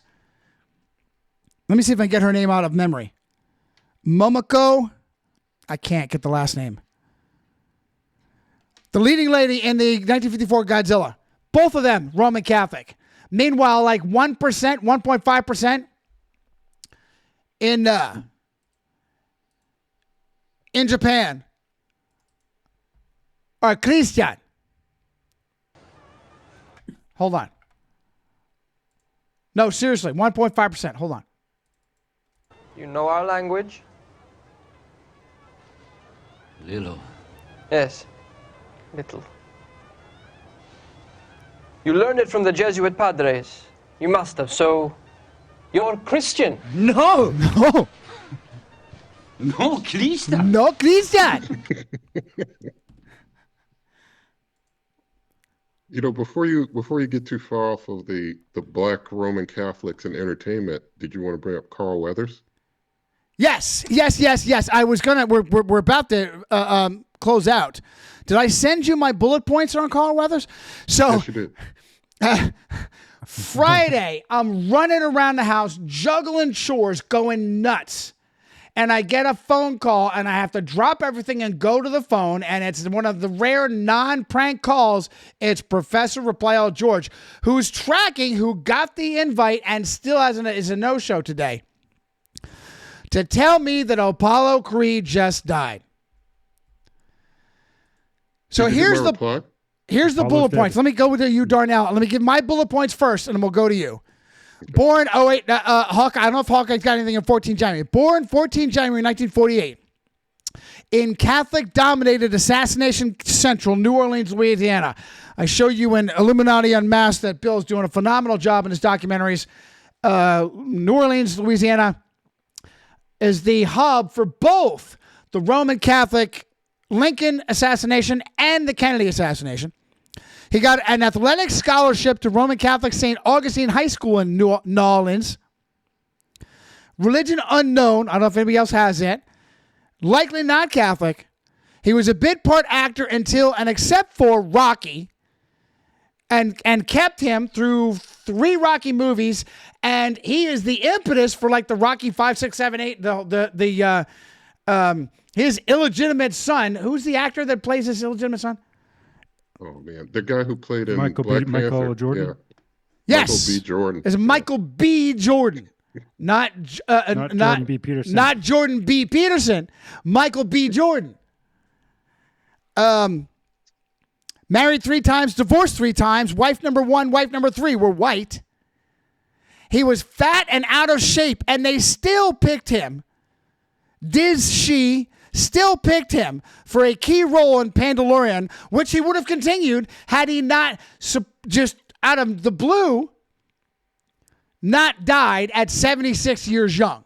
Right. And nobody knew. He was still working. Yeah, I noticed he was still doing a show when he died. He had a key role. I don't remember what the name of the role was in Pandalorian. A key role. He was a bigger role than that female MMA fighter. He had a bigger role than she did. And I'll go ahead and pull up those tweets that Darnell found. He was fully vaxxed. Surprise, surprise. And this is why. I think they're starting to put 2 and 2 to fucking together. I think they're starting to put 2 and 2 together. Nobody knows. Family, he died peacefully. Peaceful? How you die peaceful when it's out of the fucking blue and you're still working full time? That's not fucking peaceful. Let me find that twat, that Twatter X. It's Are you fucking kidding me with these brand changes? It's not Facebook anymore. It's Meta. It's not Twatter anymore. It's X. All right, Darnell, let me get that twat that you found. Anything that you wanted to add to that? Well, the tweet that he made was pretty interesting because he basically says in it, like, hey, don't be upset if you get hit, like some analogy to getting hit walking out in the middle of a busy street or something like that. And he's the one that dies, as if, we who didn't get the shot were going to be the ones who abruptly die. He himself is the one who dies. Let's see here. I didn't even realize this was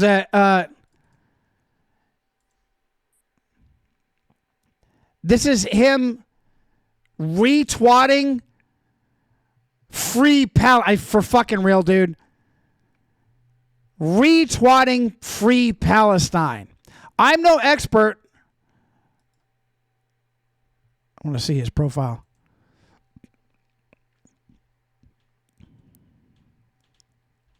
Digging life's martini with a twist of 21st century consciousness. Not anymore, pal. I'm no expert in medical issues, but when citizens refuse to get vaxxed or simply wear a mask, how do we expect this virus to be controlled or eliminated? You can walk on a sidewalk, but if you walk on a freeway, don't be upset if you're killed. Can't have it both ways. Hashtag be. What the fuck does hashtag be peace have anything to do with that bullshit? As he's promoting, what the fuck does free Palestine have to do with that?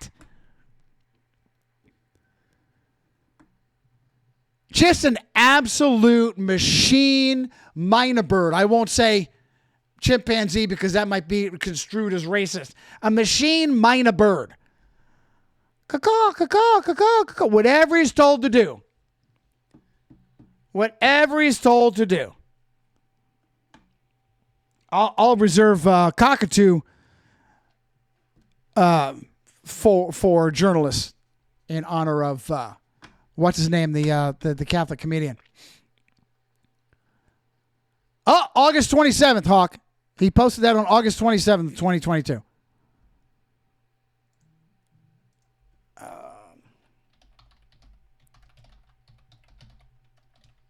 Yeah, Brewer. I'm sorry. I brain froze Brewer's name. Love him. Hey, I pray that Brewer's born again wife is pull him to the dark side. All right. We're probably overtime now. No, we're just under the wire, just in time. And without George, I can actually close things up with a round table. What do you guys got? Let's close around. Bill, I'm sorry, Bill. You haven't really had an opportunity to get a word in edgewise. Go ahead and take as many minutes. I've got 9 minutes. Go ahead and take as much as you need. Okay. One of the main things that I had was I was perusing You Screwed, and I came across this. I don't know who this person is. I don't even know if the person, let me put the link in the chat so you can call it up. Sure. I don't know if this person is a girl or a guy or what he is, what this person is, but they did a thing on Steven Anderson. Oh, right. Yeah, I told you I'm not touching that. I'm going to leave that all up to you. Right. Steven Anderson's son talks about what a monster he is. Right. And like you said, it was pretty much Jesuit theater. There was some physical abuse that he inflicted, but yet he still respects his father, but doesn't agree with a lot of his views. That's it in a nutshell. This person also did like Wake Up Sheeple, revealing satanic Freemason propaganda, but most of the time she's going over this game and saying, oh, and they did the one on this Sound of Freedom. I thought that was really good. The lies that this guy taught. Okay, can you break that down real quick? That was a good critique as opposed to a dismissive, as opposed to an Alan Ritson dismissing of pedophilia? Oh, this person just nailed this guy.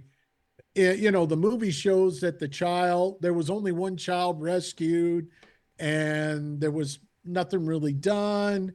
I mean, okay, so it calls them out for being smoke and mirrors. Not really. It does not blow off pedophilia. It says pedophilia is there, but these clowns aren't helping. Right. That's exactly. Excellent. Okay. Excellent. Well done. I'll put this profile in the chat, pal. Keep going. Right. So anyway, anybody could look at this, but I don't know who this person is, whether it's, because they deal with unicorns and satanic symbols, and I don't know. It's just sometimes when she comes across the eye, the Luciferian eye, sometimes he'll say, that just looks like a regular eye. Oh, you know what? Listen, if I have to, I will go a little long. You would have and say that, William. I want to share something in relation to that. I think it was a Spider-Man game that he was reviewing, and it was showing all these eyeballs, and they go, ooh, and she was critiquing a guy that was like Little Light Studios pointing out all these Freemasonry symbols. And I think in some cases he agreed or she agreed. I can't tell. All right, first, thanks. Whether it was, part of it looked, oh yeah, that looks Luciferian, but now that one just looks like an eyeball in a flower. You know, that kind of thing. So I just skimmed through it. I had visually, it's hard to watch this person because you don't know if it's a boy or a girl. We might run over. We're going to run over 2 hours. So you guys, you don't have to rush. What Bill reminded me of, 2 of my favorites. What is it? Chris Williamson, Shave Your Head Stubble Face. I just realized the Fight Club haircut. Your comparison group is incorrect. Oh, is that what that is? Is that what that is? I just realized that not only is the stubble fake masculinity, the crew cut is fake masculinity. He is wearing all over his face makeup to make you believe he's a man's man, rather than just being a fucking man and let your hair do whatever the fuck your hair fucking does or not does. And rather either shave or grow a fucking beard. No. We're going to cultivate stubble to show you what a man we are. What the fuck is this that this fucking clown has done? What the fuck is this can of all-seeing eye? Guess what? He interviewed Clean Your Room and they had one at each fucking end. Plans didn't work out. And Clean Your Room wore his Joker suit. Clean Your Room wore his Joker suit and went on 2.7 million views 2 months ago. As they drank all-seeing eye, the 2 of these fucktards carefully placed with the fucking eye pointed towards the camera. Different angles for different cameras. Are you fucking... What the fuck is this?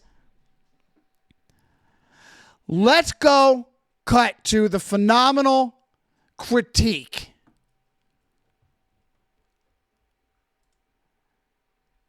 that my Hawkeye put on his channel. This is definitive right here. This on... Go ahead.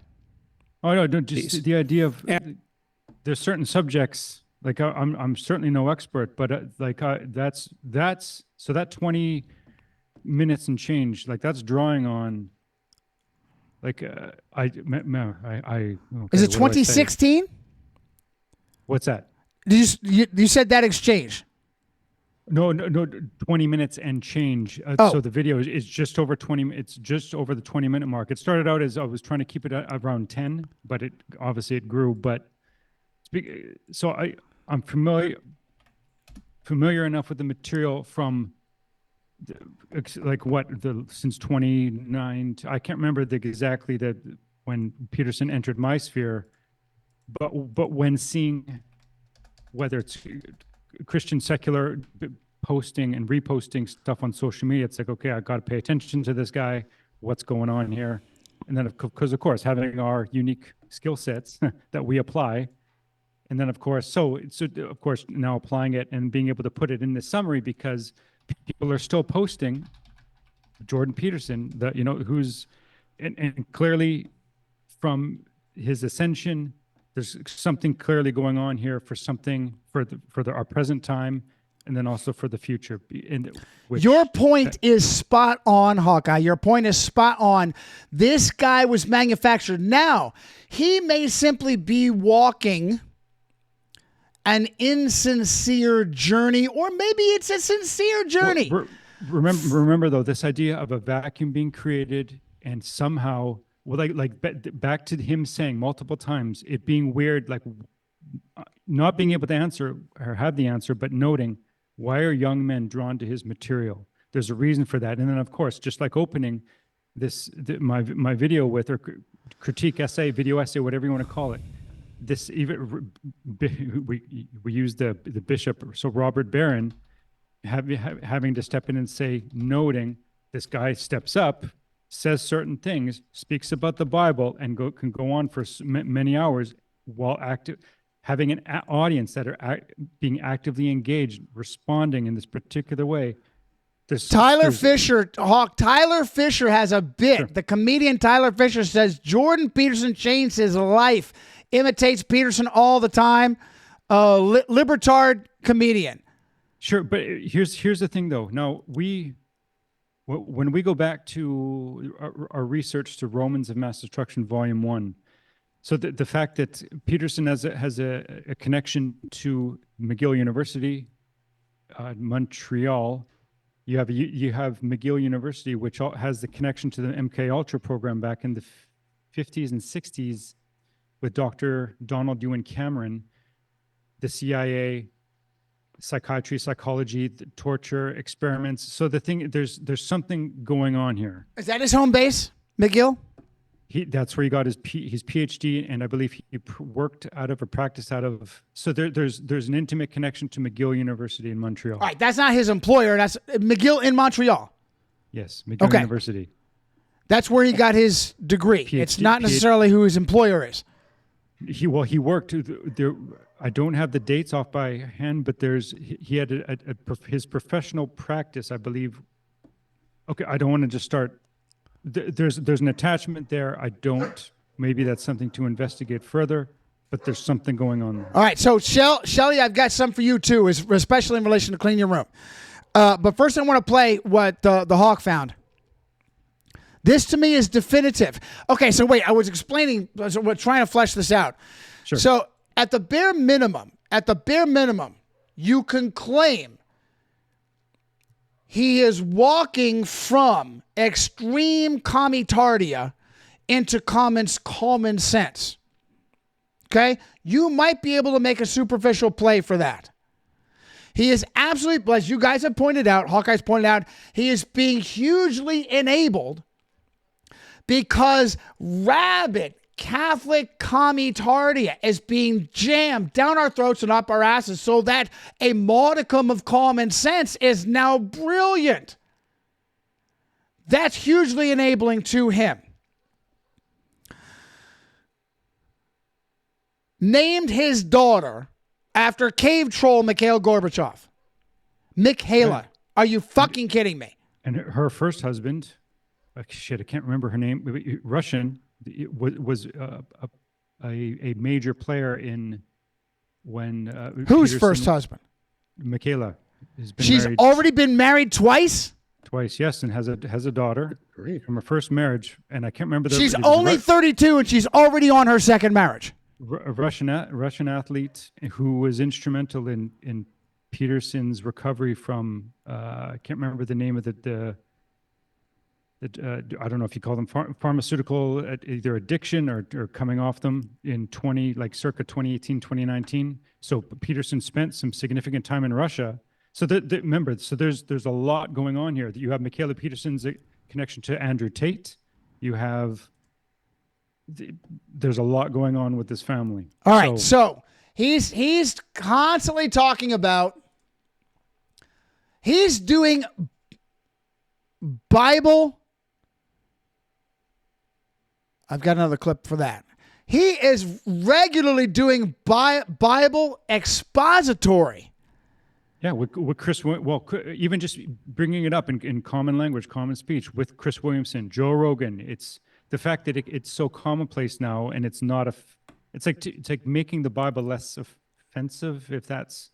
And the only problem is it's incredibly superficial, and he has repeatedly gone after key passages that should be all about the Catholic Church and completely missing that.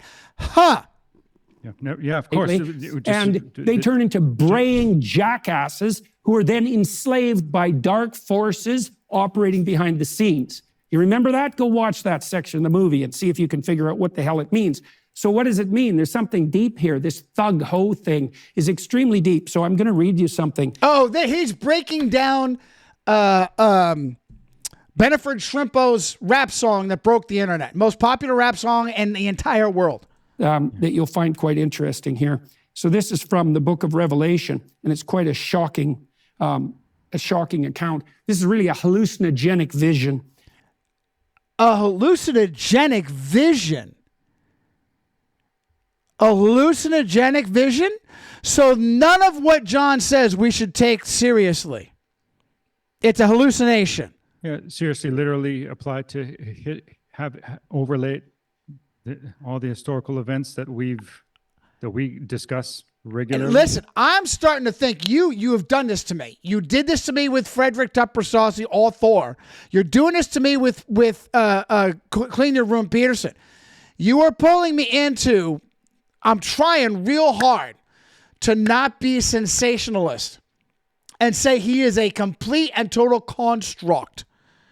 And yet, here he is, going after Revelation 17, starting with it's a hallucinogenic vision. And so this is the vision in Revelation 17, 1-8.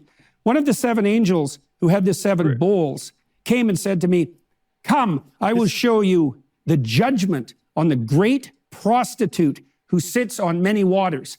Okay, so the great prostitute is the mother of all prostitutes, right? So it's disinhibited.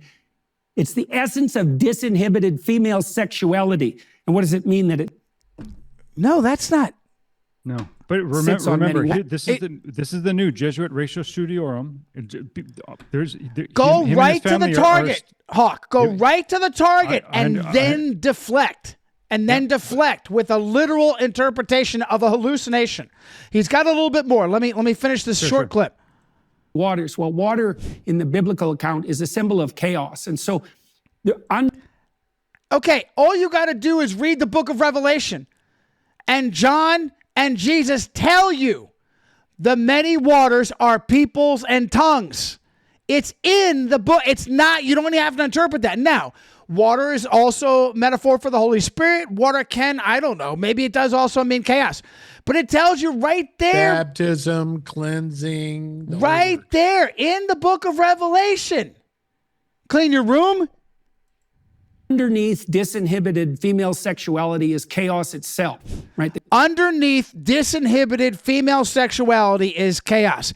That's true and has nothing to do with Revelation 17. That actually is, wow, powerful Jesuit theater. Now, here he's telling us about Revelation 17, and yet, how serious is he about Jesus Christ? We're losing you, Johnny. Check test. Am I still here? Okay, yeah, you're here. All right. I was getting warnings. Maybe it was on my end. I was getting warnings. Hopefully it's on your end. This is critical. Let me jump to what the Hawkeye found. Here he's telling us what Revelation 17 means. Is clean your room. Where did I put this? Is clean your room. Yeah, you have this a man for all seasons. He's clearly speaking to multiple. This is a huge interview with denominations, but Patrick Bet-David systems, yes, on Valuetainment, and he explains how he is a man for all peoples and all religions. And, you know, the Christians are often on me to come out and just profess my faith in Jesus Christ as our universal Savior. And whenever I'm, let's say, questioned in that manner, it's always a trap. It's like, join my club. It's like, yeah, you just stay in your own club. Are you kidding me? Are you kidding me? Are you kidding? The Christians set a trap for me to make me admit Jesus Christ is the universal Savior. And I won't fall into their trap. You Christians stay in your club. This is when was this Valuetainment interview, Hawkeye? Do you know the year? It should be. You've got all the guys. The links are all they. Hawkeye did. I think it's 2022. So anyway, yeah, no, the links are there. It's not even 2 years old where this guy is saying, "You Christians stay in your club," and now he's doing Bible exposition. which he's been doing almost all the way The entire along. time. The entire now time. he's You a Christians stay in your theologian. club. He's a theologian now. He's a Or theologian. psychiatrist. What did you And say? where- Like it opens up with the Robert Barron interview of renting a theater in Toronto for 15 weeks and discussed the book however many lectures on the book of Genesis, and that it is one part of this. I'll play it. You want me to play it? No, I think for a number of reasons, people see the work you do as at least opening a door to the religious dimension of life or a deeper dimension of life. Leave it to Robert Barron to help him not be definitive for Jesus Christ. Leave it to Robert Barron to use I'll tell you a story. I got up in front of the bishops of the United States because I was chairman of our committee on evangelization. I told the bishops, here's this gentleman gets up in a pretty non-histrionic way and speaks for several hours in some cases about the Bible. And young people all over the English-speaking world are listening to him in theaters and they're by their millions on YouTube. And I said, you know, I'm not here to endorse everything that Jordan Peterson is saying, but I think that in itself is a sign of hope. Is that your fade over? Yeah, remember his channel alone Fantastic. has almost 8 million subscribers. 8 million and counting subs and worth at least $8 million. I got one more for Shelly. Shelly, everybody around me is trying to get me to be more cynical. I am way too cynical, and all of yous are in a conspiracy to make me more cynical. Shelly, I don't trust him with a daughter that looks like that. And the very next interview I watch is on Michaela's channel, interviewing Daddy, and she's dressed like this. I was studying a lot of Jungian psychology at the time. It literally happened overnight. I can remember I'm seeing walking your down the streets email. of Montreal, and I saw an ad on a bus. And you know, at that time, this was in the 80s. She's dressed like this, falling out of her top, interviewing Daddy. And he's cool with that. The very first interview I pull up on her channel, she's dressed like this. Now, I will tell you. They're probably... I will tell you, listen, this does not mean that they're going full Trump. It just shows very loose morals. I'm going to back off my birthday brother, Will Smith. The fact that Jaden Smith is openly complaining about the lip kissing and bringing his daddy to task and saying, yeah, you need to cut that shit out, is actually a good sign. Over and above Jaden Smith dressing in dresses, which was a bad sign. Yeah, but one, the damage has been done, and two, back to this idea of the fact that, as we presented, I certainly think so. The scripted specifically for you, for us. The night of the Chris Rock slap, 27 I'm trying to give him the benefit of the doubt and say that he has not been physically sexually involved with his own son. I don't have confirmation of that. That's just a deduction based on the lip kissing and the how fucked up the son is. It is an admitted fact that the two of them, the husband and wife, share the son's friend sexually. That's an admitted fact. So I'm hoping that something that depraved hasn't crossed over into actual sex with the son himself. I don't have any confirmation of that. That's just a deduction I made based on all the other Rojo shop towels I've seen. And I'm going to say, just because Michaela is dressed like a slut interviewing her father does not mean you jump right to the conclusion they're having sex. No. It just means they are fucked up. And Rome loves that. And remember the point, even though the rosary...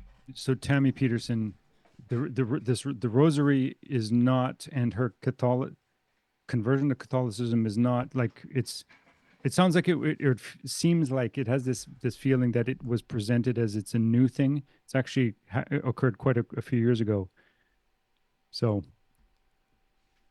okay, we're receiving the message and transmission, which was broadcast quite some time ago. Right. Because at the end of my video, there's which in that bit Robert Barron, whenever that took place, Barron references Tammy and the Rosary when Peterson and his wife and he was back to them being very sick, which goes back to 2018, 2019. I can't help but wonder if his devout Orthodox buddy and handler, Jonathan Pajou, Jesuit trained, and Michaela's also attended Concordia University in Montreal as well, which has a Loyola. Even the crest, the symbolism is Jesuit. You got the Jesuit. I bet you that Jesuit trained Jonathan fed him the brilliant connection of Revelation 17 having to do with uninhibited female sexuality. Kidding How me? about the fact that Pajot, like, was it Ruslan? I don't, another channel I don't like, but it's gaining traction. Who presenting Pajot as who's at Peterson's right hand? Who is this guy? And he must be Christian because he says Christianese things. What do you say, Christian? So you get, and because of that, gets a free pass. So, and they all get and by guilt by association, they all get a free pass. Like Richardson gets a pass because he's supposedly Christian. Hello. Yes. Little. No, Christian. No, Christian. Yeah. All right. So anyway, massive psyop psychological operation underway. It's obviously really, I am fascinating. You guys, I'm trying so hard not to be a conspiracy theorist, and you guys are all pushing me into it. How is it that he goes right for Revelation 17 to deflect from what it really is talking about? That just sounds Jesuitical. All right, around the horn. Bill, back to you. I know I stepped on you. You were still delivering what you hadn't delivered. You can go ahead and I apologize for that, pal. But you all you did was you lined me up. I had this stuff in the hopper. We never got to it. And Bill's like, you got this in the hopper. You need to talk about this. Go ahead. No, it's all right. I pretty much covered it.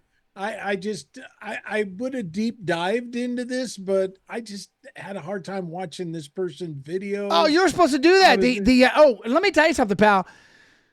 The pass that I give to Brother White Power, I do not give to that cockroach, that homosexual Jesuit Stephen Anderson. Now we're hearing that he abuses his kids. He's got a fucking marriage under false pretenses because he's a fucking homosexual Jesuit. Mm-hmm. And surprise, surprise, the children that he has abused. That piece of shit needs to go down. Yeah, that's true. And I mean, I got through the interview with the son, but all the other stuff I had a hard time with. But basically the clips that I showed, the timestamps that I gave you were pretty much the gist of it. I mean, I wasn't expecting you to go through the whole. I saved it all, pal. I will archive it. I'll download it, archive it. I may not be able to go through it, but oh my goodness, Bill, huge favor. I want to make sure I didn't lose.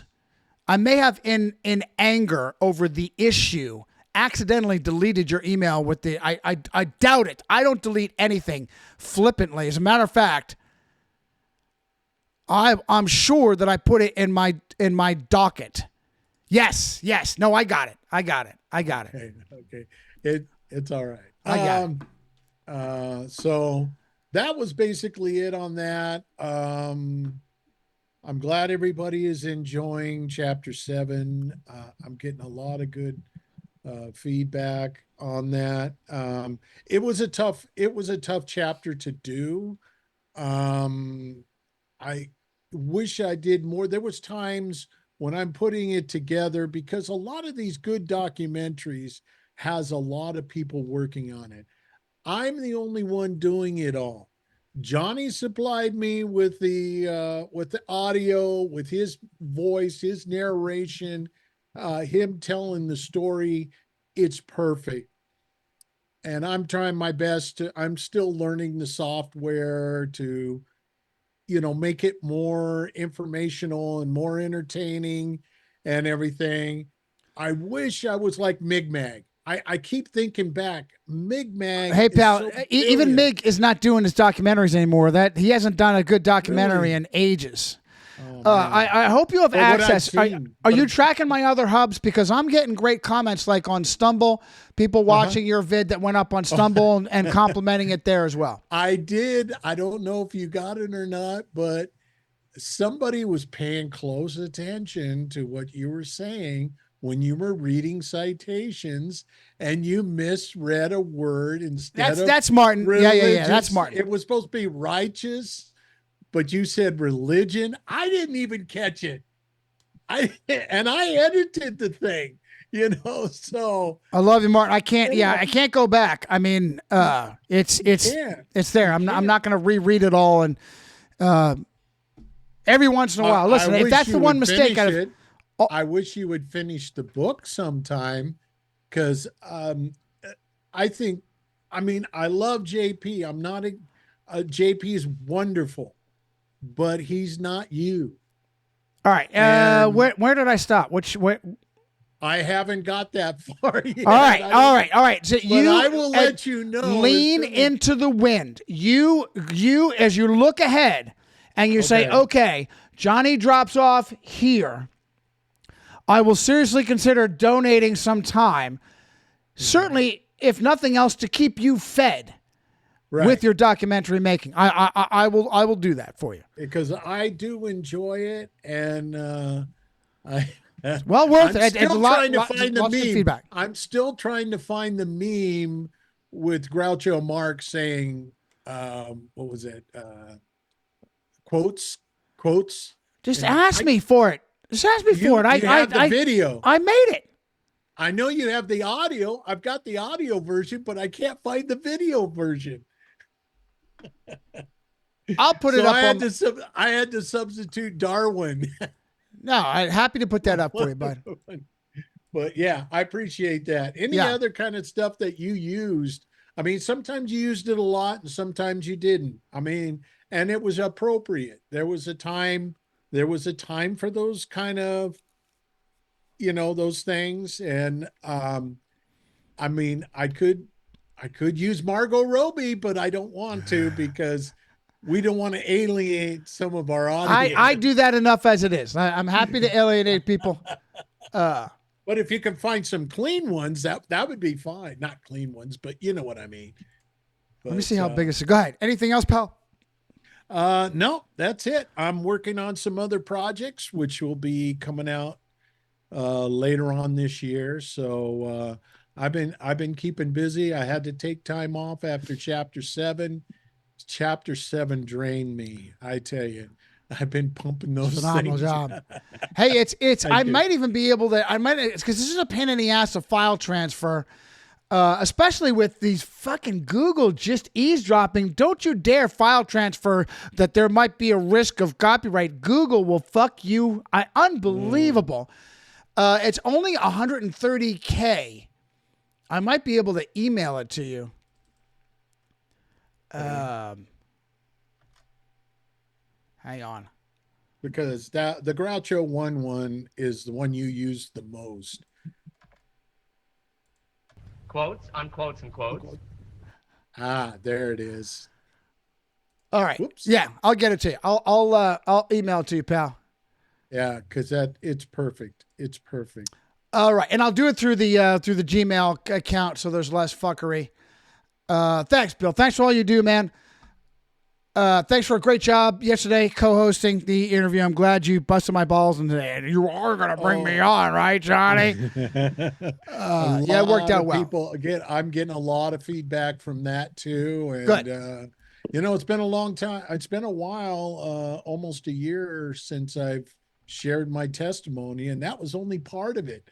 I didn't want to get heavy into the SDA,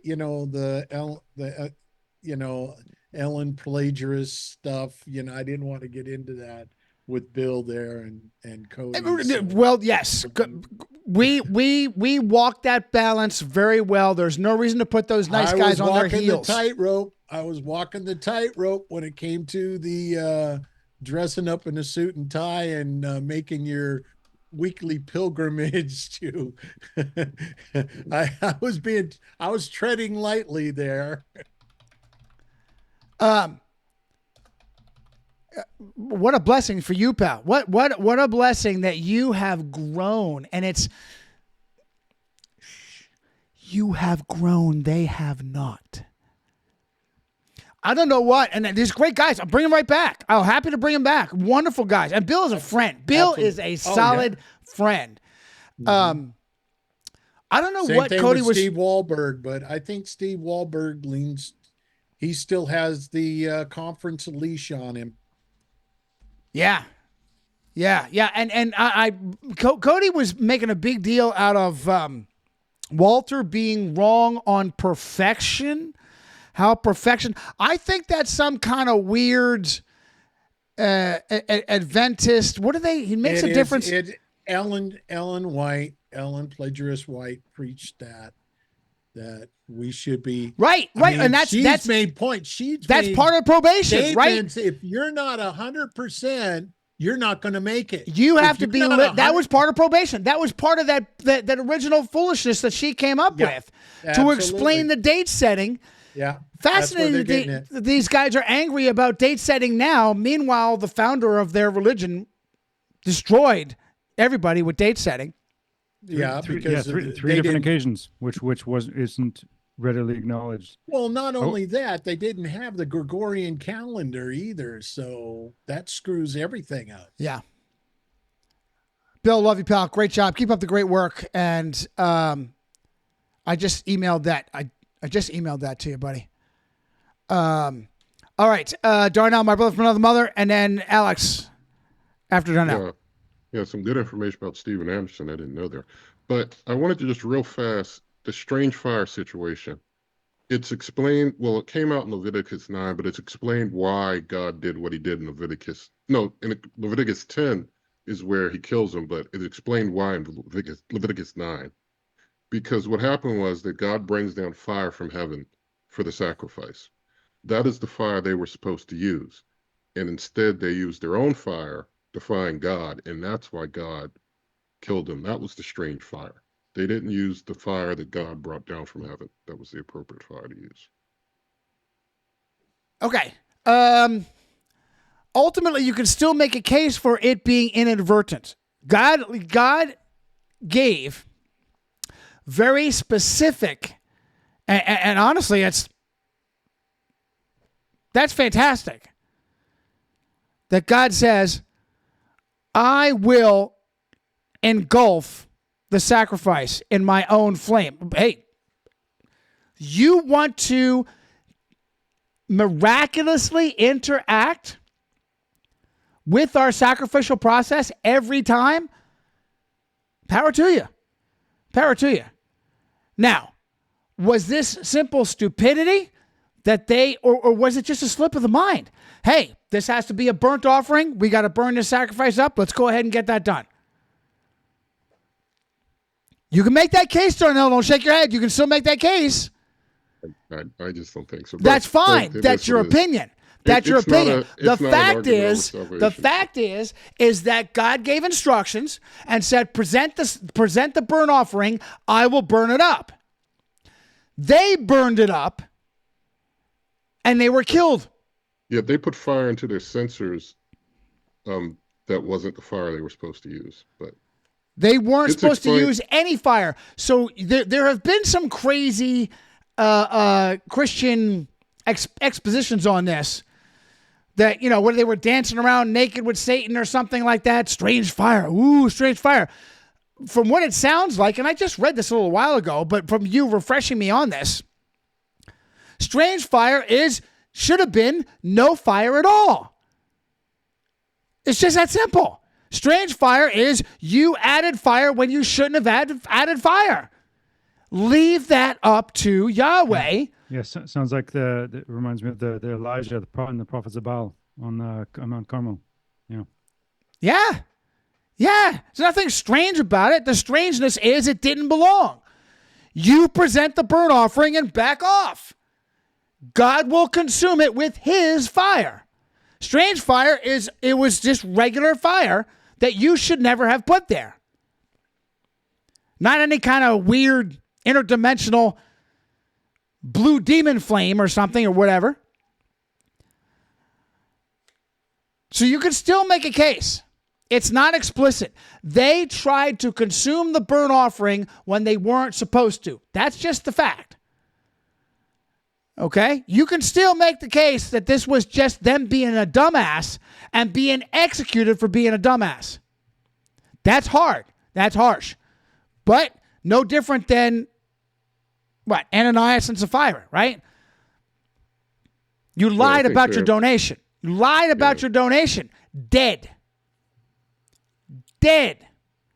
Why? Because it was important to set the message for the brand new ecclesia. It was important to set the message for the brand new sacrificial system by killing Aaron's sons. Harsh. Hard. At least hard. You can at least call that hard. Okay? Yeah, I mean that was to prove it as the old covenant that nobody could be perfect. There you go. There you go. Cody. There is no perfection, pal. When Christ says, be ye perfect as your Father in heaven is perfect, I take that as Christ nudging you towards is presenting you with an enigma, cases, with an impossibility. Right. How do I do this? And then you ask him, how do I do this? And he presents himself as the answer.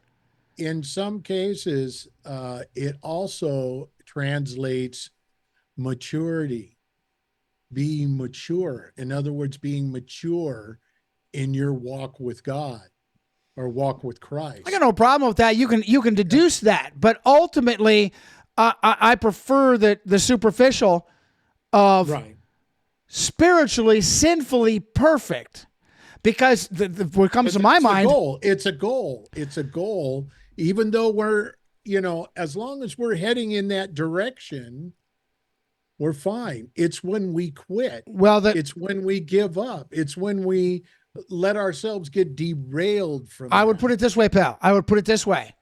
As soon as he says that, you step back and say, I can't do that. I can never do that. Just stay in your own club. You can. Just stay in your own club, Christian. Christian, you stay in your own club, Christian. No, to me, it is the unattainable goal that requires my mirror, that requires you to examine yourself, that requires you to be humble in everything you do, because you can never be perfect. Absolutely. In the same way that Moses wanted to see, I would call him Christ, not necessarily Yahweh. I would say Christ, wanted to see Christ in his pure form. And they said, no, you can't. I'm perfect, you're not. You can't. I'm going to walk past, I'm going to cover your eyes. You can't see me perfect. And even what you see is going to make your face glow. So, it's actually dangerous. And I love Walter. Walter is straying from Adventism and saying, stay humble. Keep trying. You can never be perfect. And Cody has a problem with that. I'm tempted to write Walter and say, good job. Not that he would acknowledge me. What was this date setting that they had? I don't know, but these guys are upset with modern Adventist date setting. I don't know what they're talking about. Well, he says Walter's doing it too. With the second potential second coming, and because Walter did this a long video, like a 2-hour the stream of time, laying out some particular dates. Not necessarily date setting, but conjecture and whether or not that Right. sounded a little too It's much not the like same. date setting. It's not like No. you're saying. It's not like you're saying. Let me give you. Hold on. You're not saying October 22nd, 23rd, 1544. No, but there are some out Happy there, birthday, some Ignatius. Adventists. Yeah, some Adventists out there, like this one pastor I used to listen to every Sabbath or every Saturday morning, where he talks about the Pope is going to he's going to bring out this climate change and bring the Sunday law because of climate change, and he gives the date of 2035. It's just I don't know if it's a magical date or there's something to do with 2035, but it all has to do with climate change and the Pope. He's going to make this announcement that we all must worship on Sunday because of climate change and all this Hawkeye, stuff. I'm sorry, I don't Bill. buy it. I got you, pal. And again, that is still not the Sunday law that they have been crying about for decades. That's not the same. What are you saying? October? What was the Jesuit? October 22nd? Oh, remember William Miller? There were 3 days. Okay, yeah. No, I got those. Yeah, it's yeah, not the like third- they're saying Jesus is coming back on 23 April 1843. Oh, no. Jesus is coming back on 21 March 1844. Wait. Jesus is coming back on 22 October 1844. It's not like they're saying that like your founder did in direct abrogation of Matthew 24. Jesus saying no man knows the day and the hour, period, not nor the Son. That was added by Jesuits. That's not in the authorized version for a reason, and I'm pretty sure that's not in Erasmus Textus Preceptus. God bless him. That's the real date setting, guys. Walter's not date setting. He's giving you windows to be wary of. There's nothing wrong with that. I'm okay with that. Sorry, rib them about it next time. Yeah, I will. Darnell, you good to go, pal? Yeah, I'm good. Thanks. Alex, I'm sorry that you've had a long pause, pal. You did a phenomenal job. I was worried, buddy. I was worried because you are very focused on topics. I was worried that we'd have you come in and you'd pull a George on us and go back to things that you've been working on. You switched tracks to stay topical with our discussion here today in a way that guarantees I'm going to continue to bring you on. When you're able to do that, and there's also a time and a place for you to discuss your own research. But like the day like today, just busy. I got a ton of things I never got to. If you can join us on what we're talking about and not necessarily pull a George, that leaves opportunities for in the future also me to pause and say, okay, like right now, anything big that we didn't get to that you want to throw out before you go? I just want to throw out, I think we could probably have a next discussion on flipping tables on Larry Nassar being a Catholic, on how he was allowed access to the gymnastics team. Yeah, Nassar. Yeah, good for you. A great work on Nassar. Great work by you and members of the team. Also members of the team showing how one of you sent me a phenomenal, do I take the time to pull it up? Nassar's victim in like a court case saying, you were discussing Catholicism with my mother while you were raping me. Nassar's victim. Phenomenal work. I forget who it was. Anybody here on the team who sent me that? I sent you some links showing that he's Roman Catholic, but I don't think I sent that. All right. It might have been Alex or it might have been something I found myself. Phenomenal. Larry Nassar, was he Michigan State? Anyway. Pulling a Jimmy Savile. Now, I don't know that he was actually having a discussion about Catholicism in the act of raping the child, but like Savile, praying in Latin. Now, you notice how it is added, he was praying in Latin to Satan. Do you know Latin? He was praying in Latin while he was raping kids. You don't know who he was praying to. He was praying to, now it just so happens that the god of Rome is Satan. He may have been doing what he thought he was to be a good Catholic, praying in Latin while raping kids. Very, who knew? Who knew? Nobody knew anything until 10 years after his death, when all of the machine scum, government, journalists, cops, prosecutors, all of them who kept silent the entire time he was raping kids. 10 years after his death, now it starts to trickle to the surface. Right? Let's do a documentary on Netflix. 50 years after Archbishop Keogh rape fest. We'll do a documentary. Oh, man. Anything else, Alex, before we go? I also emailed you a document, I think the other day on Paul McHugh. That document is quite hard to find on the internet as well. It's from a group called the North American Freedom Foundation. It names Paul McHugh and Peter and Pamela Fried were active participants in MK Ultra.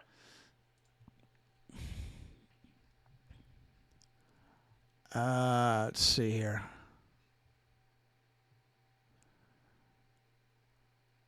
I think it's a 10-page document. All right. I could have sworn it's a PDF, right? Correct. Hang on, I'll get the link up. I've got it on me. Hang on. All right, good for you. I have your detailed links.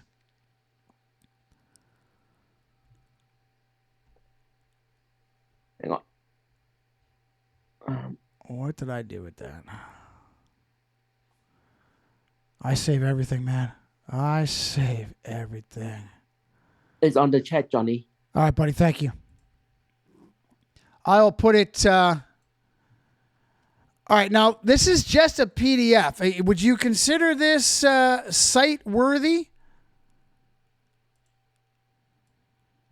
I'm not sure, but it does name who were the active participants.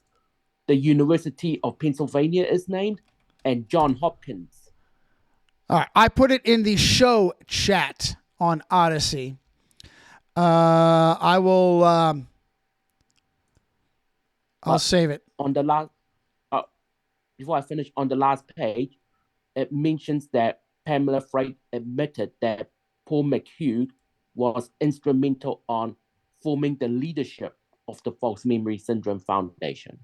All right, do you have any residue on Paul McHugh? He's a Catholic, loyal, very loyal Catholic. Okay. Do I have that? Hang on. Also, I think the church militant before, I'm trying to remember, Michael Voris, before he was sacked from the church militant, he did an interview with Paul McHugh as well. Really? Yes, correct. In an effort to critique him on his attacking victims? Was it a strong interview, a kind of harsh? Was he going after McHugh? He was, I think, praising him or something. I'm trying to have a look. Oh, that's not good. Let me have a look. All right, do me a favor. I do not have a dossier. I am really upset that I do not have a dossier on Paul McHugh. Anything that you have connecting him, I want more than just that PDF, because that PDF did not strike me as site worthy. Something that is what's the word I'm looking for? Journalistic or. Here's the Okay, Darnell. I'm trying to wind down, pal. Go when you got to go. We're almost done here anyway. Let's see here. Here's the church militant interview with Paul McHugh. All right, pal. Yeah, I'm going to go ahead and run. But great talking with you guys today. Love you guys. I love you, Darnell. You did a great job, pal. Thank you so much. Thanks. See you, brother. Take care, everybody. I will also put that in the chat as well. Sometimes a lot of that stuff is paywalled.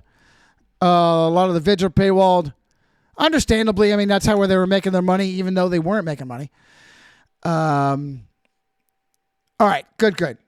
Maybe I can grab that somewhere. Maybe there is a non-paywalled YouTube of that. That's concerning. That's concerning. Paul McHugh attacking victims with this false memory bullshit.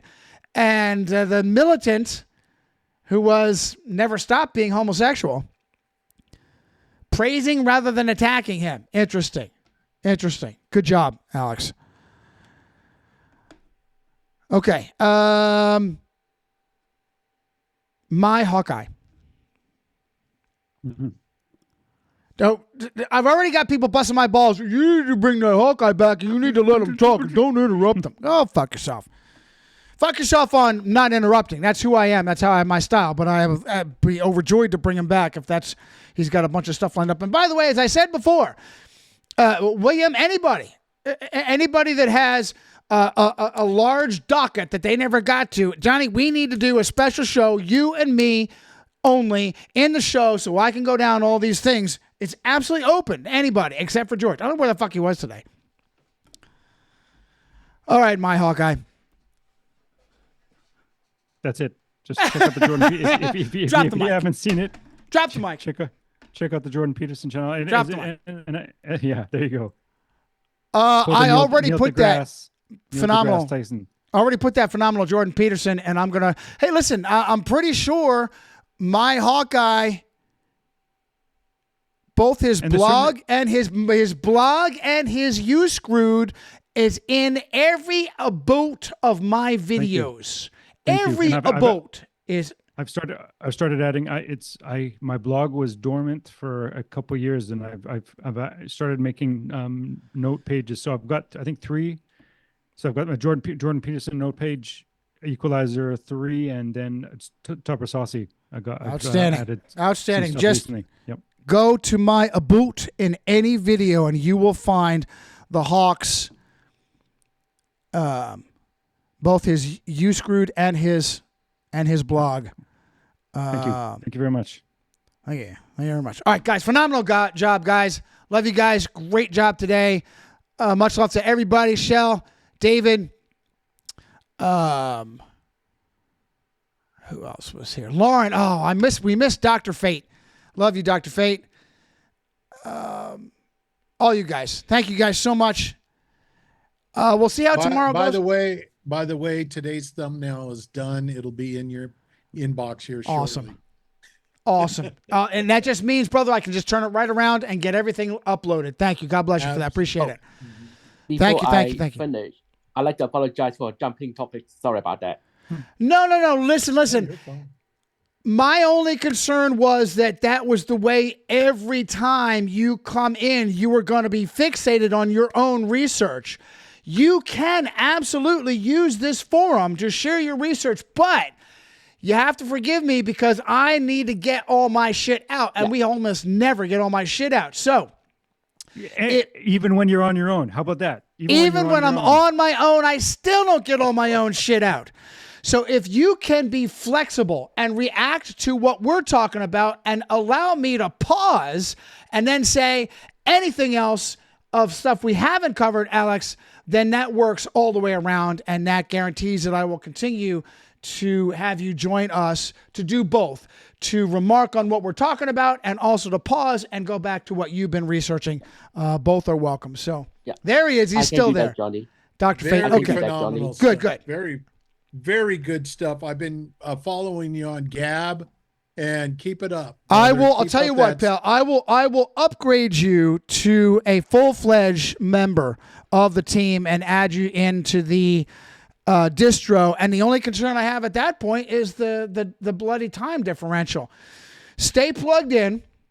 As long as you are plugged in, as long as you are corresponding, as long as you are showing up, you are a member of the team. All I ask is that you continue to communicate. That's all I ask. There have been great guys, great friends to this day are still dear friends of mine. Drop off the fucking flat earth. I drop them off the team. Boom, you're done. I will always love you as a brother and as a friend. But if you drop off the team, I will drop you the fuck off. Period. You have to stay involved.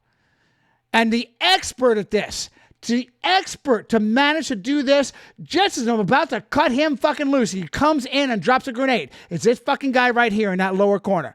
who goes dark for months on end and pops back in bold. Bold. He is an expert at driving me crazy. Where the fuck is the Hawk? Which one was it? Was it what Avengers movie where he's out there ninja killing Yakuza and shit? And anyway. Endgame. Rhodey. Is it Endgame? There it is. Rhodey, I got a line on him. I don't know. He's doing bad things. Scarlett Johansson's the only decent actress. Next, ain't Hemsworth. I'll say Hemsworth is. Yeah. Also, too, Hemsworth is a good remember actress. Thor. Remember in Thor, the first Thor. Remember he had a bead waiting for him to grab that hammer. Oh yeah. He was in Thor. Uncredited. No kidding. Jeremy Renner's uncredited in Thor 1. But that was a great scene, though. Yeah. And notice in Infinity War, everything went to shit when there was no Hawkeye. Very true. Very true. He is expert at it. He stayed plugged in. How many years has it been? Many. 2017. 2017. Wow. I got to get those vids back from that fucking guy. He's taking forever on these vids. I may never get them. Anyway, guys, phenomenal job. As far as, look, I don't know what's going on this week. We'll see if the Huckleberry comes in. I've got a bunch of entertainment reviews to do.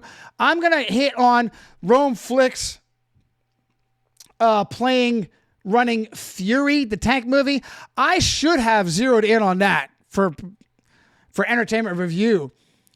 Meticulously realistic, and yet I still walked away. My first viewing, I still walked away like, which is crazy. Meticulously researched, historically accurate tank movie, and I still walked away. And so I need to get into that. I'll probably hit that as one of my entertainment reviews among several. If I don't do a current event stream this week, I'll be working on stuff like that. So, Monarch, Legacy of Pedophilia, others. Okay. All right, guys. Love you guys. Phenomenal job. Much love to everybody in the audience. I'm so glad that Dr. Fate was still there so you could pop in and say goodbye. We don't want any Irish goodnights here. Hey, listen, guys. Be strong and courageous because resistance is rising. I promise you. Be blessed. Enjoy the rest of your weekend.